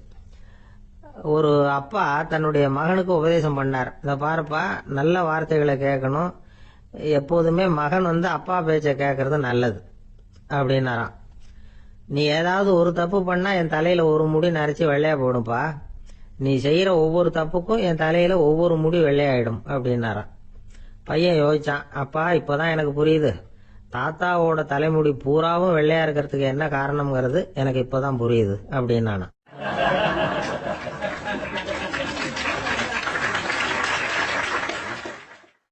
ஒரு ஊர்ல ஒரு ராஜா இருந்தார். அவர் ஒரு பூனை வளர்த்தார். ரொம்ப செல்லமா அவர் அந்த பூனையை வளர்த்தார். அவர் என்ன பண்ணுவார் தெரியுமா, இரவு நேரத்துல அந்த பூனையோட தலையில ஒரு விளக்க வச்சிருவார். அந்த பூனை ரொம்ப ஜாக்கிரதையா அந்த விளக்கு கீழே விழுந்துடாம பாத்துக்கும். தலையை ஆட்டாம ரொம்ப நிதானமா ராஜா பின்னாடி நடந்து போய்கிட்டே இருக்கும். அந்த விளக்கு வெளிச்சத்துல எல்லா வேலைகளையும் செஞ்சிருவார். கையில ஒரு விளக்க தனியா எடுத்துட்டு போக வேண்டிய அவசியமே இல்லை. விளக்க தூக்கிட்டு போற வேலையை அந்த பூனை பாத்துக்கும். அதனால ராஜாவுக்கு அந்த பூனை மேல ரொம்ப பிரியம். மந்திரிகளை எல்லாம் கூப்பிட்டு அவங்க கிட்ட சொல்லுவார், பாத்தீங்களா இந்த பூனை எவ்வளவு விசுவாசமா நடக்குது, என் பேர்ல எவ்வளவு மரியாதை பாத்தீங்களா அதுக்கு அப்படிம்பார். இதை கேட்டுட்டு அங்கிருந்த அமைச்சர்கள் ஒருத்தர் சொன்னார், மன்னா நீங்க சொல்றது சரிதான், இருந்தாலும் இந்த பூனையோட விசுவாசத்தை நாம கொஞ்சம் சோதிச்சு பார்க்க வேண்டியிருக்கு அப்படின்னாராம். சரி, உங்க ஆசையை ஏன் கெடுக்கணும், நல்லா சோதிச்சு பாருங்க அப்படின்னு சொல்லிவிட்டார் ராஜா. உடனே அந்த அமைச்சர் என்ன பண்ணார் தெரியுமா, எங்கேயோ புறப்பட்டு போனார். ஒரு 5-6 எலிகளை பிடிச்சிட்டு வந்தார். அரண்மனையில் ராஜா ஏதோ வேலை பார்த்துக்கிட்டு இருக்கிறாரு. பக்கத்துல அந்த பூனை ரொம்ப பணிவா நின்றுகிட்டு இருக்குது. அது தலையில விளக்கு எரிஞ்சுக்கிட்டு இருக்கு. அமைச்சர் தான் பிடிச்சிட்டு வந்த எலிகளை அந்த பூனை பார்வையில படுறது மாதிரி எதிரில் விட்டார். அந்த எலிகள்லாம் அங்கேயும் இங்கேயும் ஓட ஆரம்பிச்சுது. அதை பார்த்தது பூனை, அவ்வளவுதான். தலையில இருக்கிற விளக்க பத்தியும் கவலைப்படல, ராஜாவை பத்தியும் கவலைப்படல. ஒரே பாய்ச்சல பாஞ்சு எலிகளை துரத்த ஆரம்பிச்சுட்டுது. தலையில இருந்த விளக்கு எங்கேயோ போய் விழுந்தது, அணைஞ்சு போச்சு. இருட்டுல ராஜா தடுமாற ஆரம்பிச்சுட்டார். இந்த சமயத்துல அந்த அமைச்சர் மறுபடியும் விளக்க ஏத்தினார், வெளிச்சம் வந்தது. அதுக்கப்புறம் அந்த அமைச்சர் பேசினார், அரசே பூனையோட விசுவாசத்தை பாத்தீங்களா, எலி அது கண்ணுல படுற வரைக்கும் தான் விசுவாசமா இருந்தது, அது மாதிரி எலிய பார்த்ததும் எல்லாத்தையும் விட்டுட்டு அதை துரத்த ஆரம்பிச்சிடுது பாத்தீங்களா. தான் அந்த பூனையை பத்தி நினைச்சது தப்புங்கிறது அதுக்கப்புறம் தான் அந்த ராஜாவுக்கு புரிஞ்சுதான். சரி, இப்ப எதுக்கு இந்த கதையெல்லாம் அப்படிங்கிறீங்களா? இந்த பூனை மாதிரி தான் நம்ம மனசும். மனசை எவ்வளவுதான் பயிற்சி கொடுத்து பக்குவமா வச்சிருந்தாலும் பாக்குறதுக்கு பரமசாது மாதிரி தான் இருக்கும். பார்க்க வேண்டியதை பார்த்துட்டுதுன்னா பாஞ்சிரும். இந்த பூனை மாதிரி புலன் இன்ப பொருள்கள் கிட்டாத வரைக்கும் மனம் அடங்கி இருக்கிறது மாதிரி தான் தெரியும். கொஞ்சம் வாய்ப்பு கிடைச்சாலும் அது குதிக்க ஆரம்பிச்சிரும், தப்பு பண்ண ஆரம்பிச்சிரும். பெரிய பெரிய முனிவர்கள் வாழ்க்கையில நடந்த வீழ்ச்சி இதை தான் நிரூபிக்குது. புலன்களின் ஆற்றல் அதிகம், அதனால மனக்கட்டுப்பாடு பயிற்சிகள்ல ரொம்ப எச்சரிக்கையா இருக்கணுங்கிறார் சுவாமி சிவானந்தர். மது பழக்கத்தையே விட்டுட்டேன்னு உறுதியா இருப்பான். கடை கண்ணுல பட்டுட்டுதுன்னா கால் அவனை கேட்காமலே இழுத்துக்கிட்டு உள்ள போயிடும். இதுதான் மனசுங்கிறது. அதுதான் அந்த ராஜா வளர்த்த பூனை. நம்மால் ஒருத்தன் அந்த ராஜா பூனை தலையில விளக்க வச்சது மாதிரி இவன் தன்னுடைய தலையிலேயே ஒரு விளக்க ஏற்றி வச்சுக்கிட்டு என்னத்தையும் தேட ஆரம்பிச்சான். தேடிட்டு இருக்கிறான். தலையை ஆட்டாம நிதானமா நடந்து ரொம்ப நேரமா தேடிட்டு இருக்கிறான். அந்த சமயம் அங்க ஒருத்தர் என்னத்தை தேடுறீங்கன்னு கேட்டார். அதுதான் மறந்து போச்சு அப்படின்னு இழுத்தான். சரி, கொஞ்சம் இப்படி உட்காருங்க, ஞாபகம் வந்ததும் தேட ஆரம்பிக்கலாம் அப்படின்னாரு அவரு. இவன் கொஞ்ச நேரம் உட்காந்து யோசிச்சான். அப்புறம் திடீர்னு எழுந்திருச்சான். ஞாபகம் வந்துட்டுதுன்னா. என்னன்னு கேட்டார். எங்க வீட்டுல இருந்த விளக்க எங்க வச்சேன்னு தெரியல, அதான் தேடிட்டு இருக்கிறேன், ஏத்தி வைக்கலாம்னு பாக்குறேன் அப்படின்னா.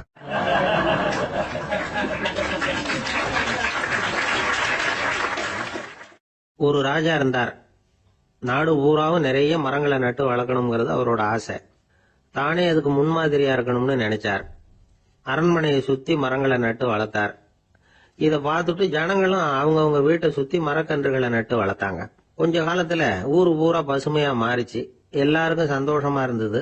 இது ஒரு பக்கம் இருக்கட்டும். இப்ப நான் சொல்ல போற கதை வேற.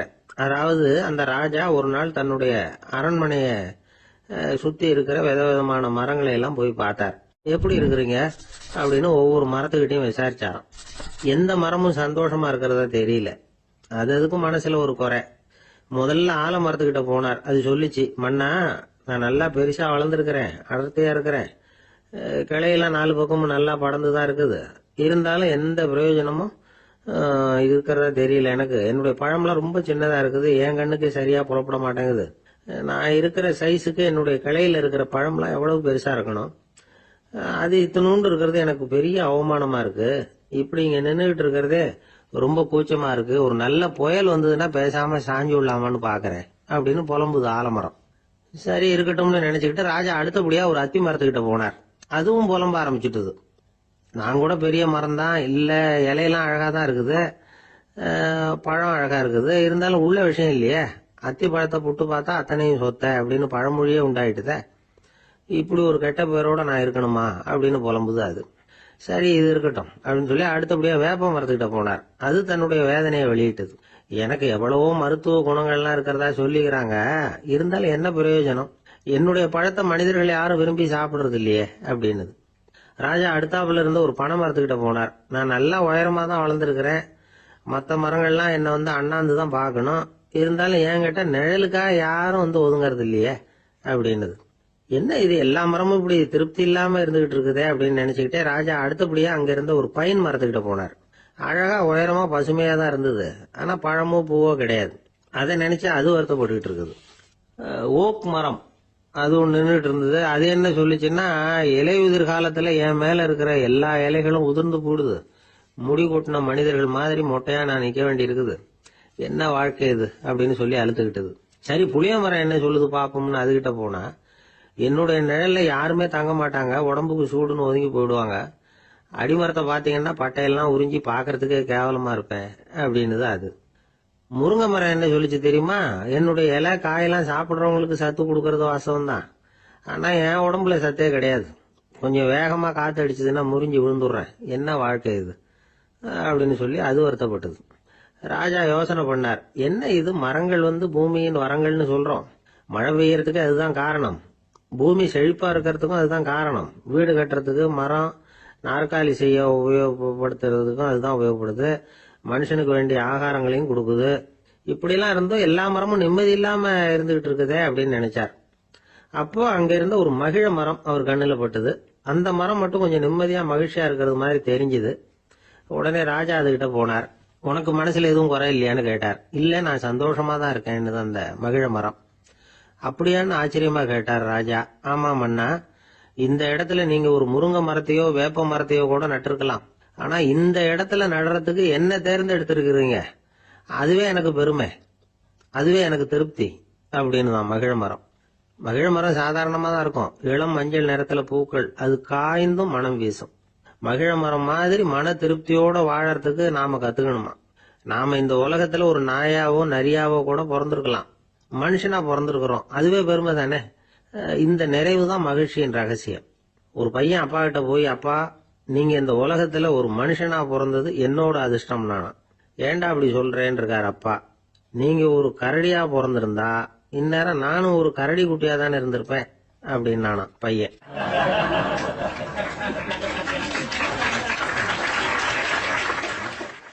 இந்த உலகத்துல நாம நல்லபடியா இருக்கணும்னா அதுக்கு முக்கியமா தேவைப்படுறது ரெண்டு. ஒன்னு செல்வம், இன்னொன்னு அறிவு. சரி, இது ரெண்டுல சிறந்தது எது அப்படின்னு ஒரு கேள்வி கேட்டா என்ன பதில் சொல்றது? இதே கேள்விய ஹஸ்ரத் அலி அவர்கள்கிட்ட கேட்டாங்களாம். அவர் ஒரு பெரிய அறிஞர். கேள்வி கேட்டவங்களும் சாதாரண ஆட்கள் இல்லை, இவங்களும் அறிஞர்கள். ஒரு நாள் ஹஸ்ரத் அலி அவர்கள்கிட்ட 10 அறிஞர்கள் வந்தாங்களாம். ஐயா, நாங்க 10 பேரும் உங்ககிட்ட ஒரே கேள்வியை தான் கேட்க வந்திருக்கிறோம். ஆனா எங்க 10 பேருக்கும் நீங்க தனித்தனியா பதில் சொல்ல முடியுமா அப்படின்னு கேட்டிருக்காங்க. அதாவது அவங்க ஒரே கேள்விக்கு இவர்கிட்ட இருந்து 10 விதமான பதில் எதிர்பார்க்கறாங்க. சரி கேளுங்க, என்ன கேள்வி அப்படின்னாரு அவர். அப்பதான் அவங்க கேட்டாங்களாம், செல்வம் அறிவு இது ரெண்டுல சிறந்தது எது? இதுதான் கேள்வி. ஹஸ்ரத் அலி என்ன பண்ணார் தெரியுமா? அவங்கள ஒவ்வொருத்தரா கூப்பிட்டார். ஒவ்வொரு விதமான பதில சொல்லி அனுப்புனார். முதல்ல ஒருத்தர் கூப்பிட்டார், சொன்னார், அறிவுங்கிறது தீர்க்கதரிசிகள், ஞானிகள், மகான்கள் இவங்களோட பரம்பரை சொத்து. ஆனா செல்வம்ங்கிறது கொடுங்கோலரின் ஆயுதம். அதனால அறிவு தான் சிறந்தது அப்படின்னார். 2வது ஆளை கூப்பிட்டார். உங்ககிட்ட செல்வம் இருந்தா நீங்க தான் அதை காப்பாற்றணும். ஆனா அறிவு உங்களை எப்பவும் காப்பாற்றும். ஆகவே அறிவு தான் சிறந்தது அப்படின்னார். 3வது ஆளை கூப்பிட்டார். செல்வந்தனுக்கு எப்போதும் விரோதிகள் அதிகம், ஆனா அறிஞனுக்கு நண்பர்கள் அதிகம். அதனால அறிவு தான் சிறந்ததுன்னார். அடுத்தவரை கூப்பிட்டார். செல்வம் அடுத்தவங்களுக்கு கொடுக்க கொடுக்க குறையும், ஆனா கல்விங்கிறது அதிகரிச்சுக்கிட்டே வரும், கொடுக்கறதுனால குறையாது. அதனால அறிவு தான் சிறந்ததுன்னார். இன்னொருத்தரை கூப்பிட்டார். அறிவுள்ளவன் எப்பவும் அதை அடுத்தவங்களுக்கு வாரி வழங்கிக்கிட்டே இருப்பான். அதனால அவங்ககிட்ட தாராளத்தன்மை இருக்கும். ஆனா செல்வந்தன் கிட்ட கஞ்சத்தனம் தான் இருக்கும். அதனால அறிவு தான் சிறந்ததுன்னார். 6வது நபரை கூப்பிட்டார். செல்வத்தை கள்வர்கள் திருடிட்டு போக முடியும், ஆனா அறிவை அப்படி திருடிட்டு போக முடியாது அப்படின்னார். 7வது நபரை கூப்பிட்டார். செல்வம் கால ஓட்டத்துல அழிஞ்சிரும், ஆனா அறிவை கால ஓட்டம் ஒன்றும் பண்ண முடியாது. ஆகவே அறிவே சிறந்ததுன்னார். 8வது ஆளை கூப்பிட்டு சொன்னார், செல்வத்துக்கு எப்பவும் எல்லை உண்டு, நிறை உண்டு, அளவு உண்டு, கணக்கு உண்டு. ஆனா அறிவுக்கு அப்படிப்பட்ட எல்லை எதுவும் கிடையாது. அதனால அதுதான் சிறந்ததுன்னார். அடுத்தவனை கூப்பிட்டார். செல்வம் உள்ளத்துல உள்ள ஒளியை போக்கி விடும், இருட்டை உண்டாக்கிவிடும், விரிந்த மனப்பான்மையை குறுகலாக்கிவிடும். ஆனா அறிவு அப்படி இல்லை, இருண்ட உள்ளத்துல ஒளியை பாய்ச்சி அதை விசாலப்படுத்துது. அதுதான் சிறந்ததுன்னார். கடைசியா 10வது நபரை கூப்பிட்டார். செல்வம் மனசுல செருக்கை உண்டாக்குது, ஆணவத்தை ஏற்படுத்துது. அதனால நானே கடவுள்னு நினைக்கிற அளவுக்கு மனுஷனை தாழ்த்தி விடுது. ஆனா அறிவு பணிவையும் பண்பாட்டையும் வளர்க்குது. அதனால அறிவு தான் சிறந்ததுன்னார்.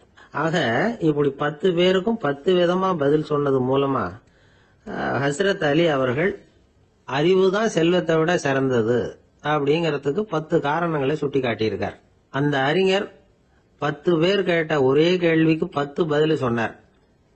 நமக்கு வேண்டிய ஒருத்தர் 10 பேர் கேட்ட கேள்விக்கு ஒரே பதில சொல்லி சமாளிச்சார். கேள்வி என்ன தெரியுமா? என்கிட்ட வாங்கின கடனை எப்பயா திருப்பி கொடுக்க போற? இதுதான் அந்த 10 பேரும் கேட்ட ஒரே கேள்வி.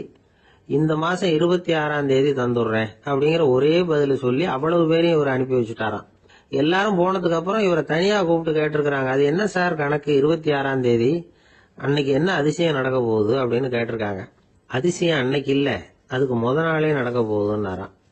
விவரமா சொல்லுங்கன்னு இருக்காங்க. வேற ஒண்ணும் இல்லைங்க, 26ஆம் தேதி தானே எல்லாரையும் வர சொல்லி இருக்கிறேன், அதுக்கு முத நாளே நான் புறப்பட்டு தலைமறைவாயிட போறேன் அப்படின்னாராம் ரொம்ப பெருமையா.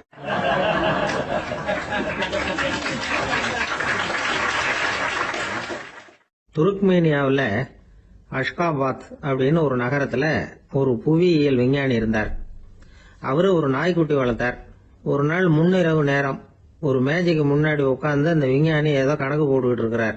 அவருக்கு ஒரு சின்ன பெண் குழந்தை, அது தொட்டில தூங்கிட்டு இருக்குது. அந்த நாய்க்குட்டியும் ஒரு மூலையில படுத்து அது பாட்டுக்கு தூங்கிட்டு இருந்தது. ஒரே அமைதி. அந்த நேரத்துல திடீர்னு அந்த நாய்க்குட்டி துள்ளி எழுந்திருச்சுது. நேரா குழந்தைகிட்ட ஓடிச்சு. அந்த குழந்தைய அது போட்டிருந்த ட்ரெஸ்ஸோட சேர்த்து கவ்வி தூக்குச்சு. தூக்கிட்டு வாசல் பக்கம் ஓடிச்சு. நாய்க்குட்டி குழந்தைய கவ்வி தூக்க முடியுமாங்கிற சந்தேகம் உங்களுக்கு இல்லையா? நீங்க நம்ம ஊர் நாய்க்குட்டியவே பார்த்து பழக்கப்பட்டிருக்கீங்க. அதனால நம்புறதுக்கு சிரமமா இருக்கும். அந்த ஊர்ல எல்லாம் அது ரொம்ப ஸ்ட்ராங்கா இருக்கும். ஒரு ஏதோ கண்ணுக்குட்டி மாதிரி இருக்கும். விஞ்ஞானி அதை பார்த்துட்டார். உடனே அந்த நாய்க்கு வெறி பிடிச்சிட்டுதுன்னு முடிவு பண்ணிட்டு தன்னோட கை துப்பாக்கி எடுத்தார். எடுத்துக்கிட்டு ஓடி வந்தார். அவர் வெளியில நாய்க்குட்டி எங்க அப்படின்னு பார்த்து தேடுறார். அந்த நேரத்துல அந்த வீடு இடிஞ்சு விழுது. காரணம் பூமி அதிர்ச்சி. இப்படி பூமி அதிர்ச்சி உண்டாக போகுதுங்கிறது அந்த நாய்க்குட்டிக்கு முன்னாடியே தெரிஞ்சு போச்சு. அதுதான் குழந்தைய தூக்கிட்டு வெளியில ஓடி வந்திருக்குது. அது மூலமா அந்த குடும்பத்தையே காப்பாத்தி இருக்குது அந்த நாய்க்குட்டி. இந்த சம்பவம் நடக்கிறதுக்கு 3 நாளைக்கு முன்னாடியே சில பிராணிகளுக்கு இப்படி நடக்க போகுதுங்கிறது தெரிஞ்சிருக்குதான். ஆமா, அந்த நகரத்துல 3 நாளைக்கு முன்னாடியே பாம்பு, பல்லி இதெல்லாம் அது தங்கி இருந்த வலையை விட்டு வெளியில ஓடி வந்துட்டுது. அதே மாதிரி அங்க இருந்த புறாவெல்லாம் பறந்து போயிடுச்சான். இதே மாதிரி யுகோஸ்லோவியாவில் கூட ஒரு நகரம். அங்க ஒரு நாள் ராத்திரி ஒரு மிருக காட்சி சாலையில திடீர்னு ஒரு பெரிய கலவரம், கூச்சல், குழப்பம். அங்க இருந்த கழுதை, புலி, யானை, பறவை எல்லாம் கண்ணாபின்னான்னு கத்த ஆரம்பிச்சுட்டுது. நீர் யானை அதுக்குன்னு போட்டிருந்த தடுப்பையே தாண்டி குதிச்சு வெளியில வந்துட்டுதான். மறுநாள் தான் எல்லாருக்கும் விஷயம் புரிஞ்சுது. அடுத்த நாள் காலையில அங்க பூமி அதிர்ச்சி உண்டாயிட்டுது. இப்ப பாருங்க, அதாவது மனுஷனை போய் தீர்க்க தரிசி அது இதுன்னு சொல்லிட்டு இருக்கிறோம். இவனை விட அது பரவாயில்லைன்னு தோணுது. அதாவது மிருகங்கள் ஒண்ணு நடக்க போகுதுங்கிறத முன்னாடியே புரிஞ்சுக்குதே. சரி, இதெல்லாம் எப்படி அது முன்கூட்டி புரிஞ்சுக்குது? அதுதான் படைப்பு ரகசியம். அதை கண்டுபிடிக்கிறதுக்கு தான் மனுஷன் ஆராய்ச்சி பண்ணிட்டு இருக்கிறான். விஞ்ஞானிகளோட ஆராய்ச்சியெல்லாம் ஒரு பக்கம் இருக்கட்டும், வீட்டுக்குள்ளேயே சில ஆராய்ச்சி பண்ணி பாருங்களேன். இப்ப சில யோசனை சொல்லி அதை சோதனை பண்ணி பாருங்க அப்படின்னு ஒருத்தர் சொன்னாராம். அதாவது இப்ப மழை வருமா வராதா அப்படின்னு தெரிஞ்சுக்கணுமா, உடனே ஒரு பூனைக்குட்டி பின்னாடியே மெதுவா போய் அது என்ன செய்யுதுன்னு கவனிச்சு பார்க்கணும். பூனைக்குட்டி தன்னோட பாதத்தினால சுகத்துல அப்படி கீறிக்கிட்டு இருக்கும். அப்படி கீறினா கண்டிப்பா மழை வரும். சில சமயம் பூனைக்குட்டி அப்படி மல்லாந்து படுத்துக்கிட்டு பாதத்தை உயர தூக்கும், அப்படியும் எப்படியும் புரளும். இப்படி செஞ்சதுன்னா அன்னைக்கும் மழை இருக்காது. அதனால முன்னாடி இருந்தது மழை வர்றதுக்கு அறிகுறி, இது மழை இல்லைங்கிறதுக்கு அறிகுறி.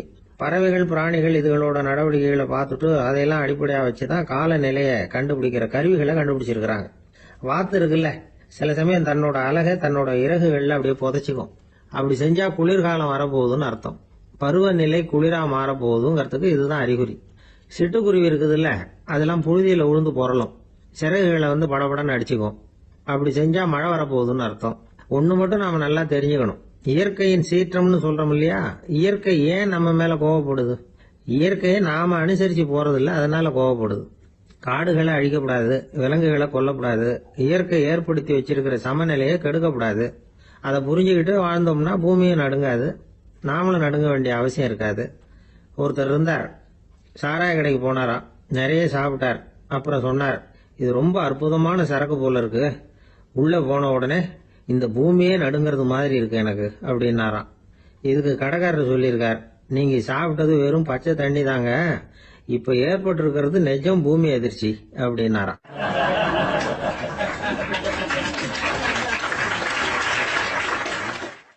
ஒரு ஊர்ல ஒரு ராஜா இருந்தார். அந்த ராஜாவுக்கு ஒரு மந்திரி.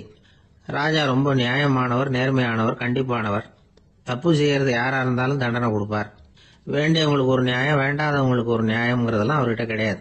ஒரு சமயம் அரசவையில அந்த அமைச்சரே விதிமுறைகளுக்கு புறம்பா ஏதோ நடந்துகிட்டு இருக்கார். மன்னருக்கு கோபம் வந்துட்டுது.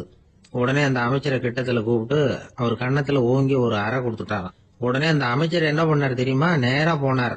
அங்க நின்றுகிட்டு இருந்த இன்னொருத்தர் கன்னத்துல ஓங்கி அரைஞ்சார். அறை வாங்கினவர் திகைச்சு போயிட்டார். இவர் ஏன் நம்மள அரைகிறார் அப்படின்னு யோசனை பண்ணார். மன்னரும் திகைச்சு போயிட்டார். நாம இவரை அரைஞ்சா அதுக்காக இவரு போய் இன்னொருத்தர் அரையணுமா அப்படின்னு யோசனை பண்ணார். அவர் இவருக்கு என்ன பைத்தியமானு கூட நினைக்க ஆரம்பிச்சுட்டார். ஆனா என்ன ஆச்சுன்னா, அப்புறம் அமைச்சர் அவர் கவனிச்சுக்கிட்டு இருந்தாரா, அவர் இன்னொருத்தர் அரைஞ்சார் இல்லையா, அந்த அறை வாங்கின ஆசாமியை பார்த்து கத்திக்கிட்டு இருந்தார். யாரு? அமைச்சர். ஏன்பா என்கிட்ட அறைய வாங்கிட்டு இப்படி விவரம் இல்லாம நின்றுட்டு இருக்கிறிய, நான் உனக்கு கொடுத்தத நீ வேற யாருகிட்டயாவது கொடுத்துரு அப்படின்னார். உடனே அந்த ஆள் பார்த்தான், தனக்கு அடுத்தபடியா நின்றுகிட்டு இருந்தவன ஓங்கி ஒரு அரை அரைஞ்சான். அவன் கண்ணத்தை தடவிட்டே யோசனை பண்ணான். இது ஏதோ புரிஞ்சுக்கிட்ட மாதிரி அடுத்தாப்புல நின்றுட்டு இருந்தவன அரைஞ்சான். இப்படி இந்த அறை மாறி மாறி போய்கிட்டே இருக்குது. ஊரு பூரா பிரயாணம் பண்ண ஆரம்பிச்சுட்டுது. அன்னைக்கு ராத்திரி அந்த ராஜா படுக்கிறதுக்காக போனார். அந்த நேரம் பார்த்து அவர் கண்ணத்துல பலார்னு ஒரு அறை விழுந்தது. நம்மளே அறையிறது யாரு அப்படின்னு அதிர்ச்சியோட மன்னர் திரும்பி பாக்குறாரு. அரைஞ்சது அவரோட மனைவி. என்னாச்சு உனக்குன்னு கத்துனார் ராஜா. உங்களுக்கு தெரியாதா, ஊர் பூரா ஒருத்தர் மாத்தி ஒருத்தர் மூலமா இந்த அறை பிரயாணம் பண்ணிட்டு வருது அப்படின்னாங்க அந்த அம்மா. அப்படின்னா ஆரம்பிச்ச இடத்துக்கே வந்துட்டுதா அப்படின்னாராம் மன்னர். என்ன சொல்றீங்கன்னு கேட்டிருக்காங்க. இவர் விவரத்தை சொன்னாராம். அப்படின்னா நீங்க ஆரம்பிச்சு வச்ச இந்த விளையாட்டை நான் முடிச்சு வச்சுட்டேன் அப்படின்னாங்களாம் அந்த அம்மா. மறுநாள் காலை மறுபடியும் அரசவை கூடிச்சு அந்த அமைச்சர் மன்னரை பார்த்து கேட்டார். என்ன மகாராஜா, என்கிட்ட கொடுத்ததை திருப்பி வாங்கிட்டீங்களா அப்படின்னாராம். இப்படி நடக்கும்னு நான் எதிர்பார்க்கவே இல்லைன்னார் மன்னர். ஆனா நான் எதிர்பார்த்தேன். அது எங்க போயிட போகுது, ஊர் பூரா சுத்தி கடைசியில உங்ககிட்ட தான் சேரும் அப்படிங்கறது எனக்கு தெரியும் அப்படின்னாரு அமைச்சர். இந்த கதை வேடிக்கையா இருந்தா கூட இதுல உள்ள கருத்து முக்கியமானது. இந்த உலகத்துல பல கருத்துக்கள் இப்படிதான் மாறி மாறி சுத்தி வந்துகிட்டே இருக்குது. நம்மால் ஒருத்தன் தன்னுடைய நண்பன் ஒருத்தனை கடத்தெருல பார்த்தான். உடனே ஓடி போய் பலாருன்னு ஒரு அறை கொடுத்தானா. அவன் கண்ணத்தை தடவிட்டு ஏன்டா என்ன அரைஞ்சேன்னு கேட்டிருக்கான். நீ ஏன்டா என்ன முட்டாள்னு என் மனைவிட்ட போய் சொன்னேன் அப்படின்ட்டு இருக்கான் அவன். உன்னை ஒரு முட்டாள்னு சொன்னதுக்காகவா நீ என்ன அரைஞ்ச அப்படின்னு கேட்டிருக்கான் இவன். டேய், நான் அதுக்காக அறையலப்பா, அது ஒரு பெரிய ரகசியம். நான் முட்டாளுங்கிறது அந்த ரகசியத்தை நீ ஏன் எங்க வீட்டுல போய் சொன்ன, அதுக்காக தான் அரைஞ்ச அப்படின்னு நானும் அவன்.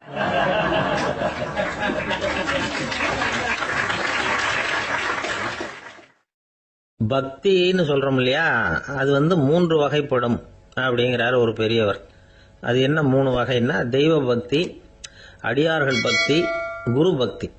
அடியார் பக்தியை விட தெய்வ பக்தியை விட குரு பக்தி தான் ரொம்பவும் சிறந்ததுங்கிறார் அவர். தெய்வத்துக்கிட்ட செஞ்ச பாவம் குருநாதர்கிட்ட தீர்ந்துருமா, குருநாதர்கிட்ட செஞ்ச பாவம் தெய்வத்துக்கிட்ட போனாலும் தீராதான். இப்படி பெரியவங்களாம் சொல்லி வச்சிருக்கிறாங்க. ஒரு காடு, அங்க அயோத தௌமியர் அப்படின்னு ஒரு தபோதனர். அவரு பல மாணவர்களை ஒன்னா சேர்த்து ஒரு குருகுலம் நடத்திட்டு இருக்கிறார். பல தரப்பட்டவங்க பல திறப்பட்டவங்க மாணவர்கள் அதுல சேர்ந்து படிச்சுக்கிட்டு இருக்கிறாங்க. பாஞ்சால ராஜகுமாரன் ஒருத்தனும் அந்த குருகுலத்துல சேர்ந்து படிச்சுக்கிட்டு இருக்கிறான். அவன் பேரு ஆருணி.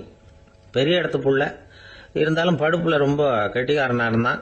அவன் தான் அங்க முதல் மாணவன். ஒரு நாள் குருநாதர் அந்த அரசகுமாரனை கூப்பிட்டார்.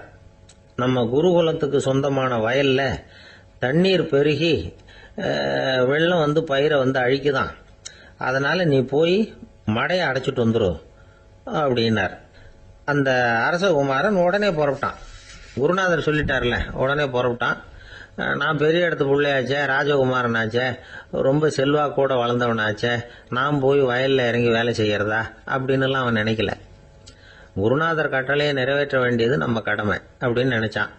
உடனே ஒரு மண்வெட்டியை தூக்கி தோல்ல வச்சுக்கிட்டு புறப்பட்டு போயிட்டான். வயலுக்கு போனான். பார்த்தான், தண்ணி கரையை உடைச்சுக்கிட்டு வயலுக்குள்ள ஏகமா பாஞ்சிக்கிட்டு இருக்குது. இவன் மண்வெட்டியால களிமண்ணை புல்லோட சேர்த்து புல் பத்த மாதிரி வெட்டி வெட்டி போட்டான். இருந்தாலும் மடையை அடைக்க முடியல. தண்ணி அதை மீறி வந்துகிட்டே இருக்கு.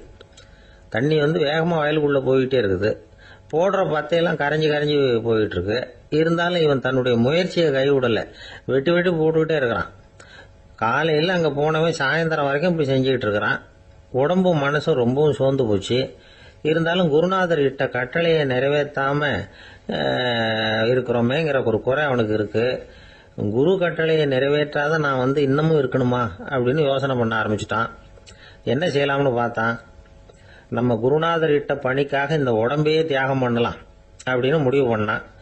தண்ணி பாயுதுல, அதுக்கு குறுக்க விழுந்து அப்படியே மடையை அடைச்சிக்கிட்டு அப்படியே படுத்துட்டான். இது மற்றவங்களுக்கு தெரியாது. அன்னைக்கு ராத்திரி ஒரு விளக்கு முன்னாடி உட்காந்து குருநாதர் பிள்ளைங்களுக்கு பாடம் சொல்லி கொடுத்துட்டு இருக்கிறார். வரிசையில் இருக்கக்கூடிய ராஜகுமாரனை காணல.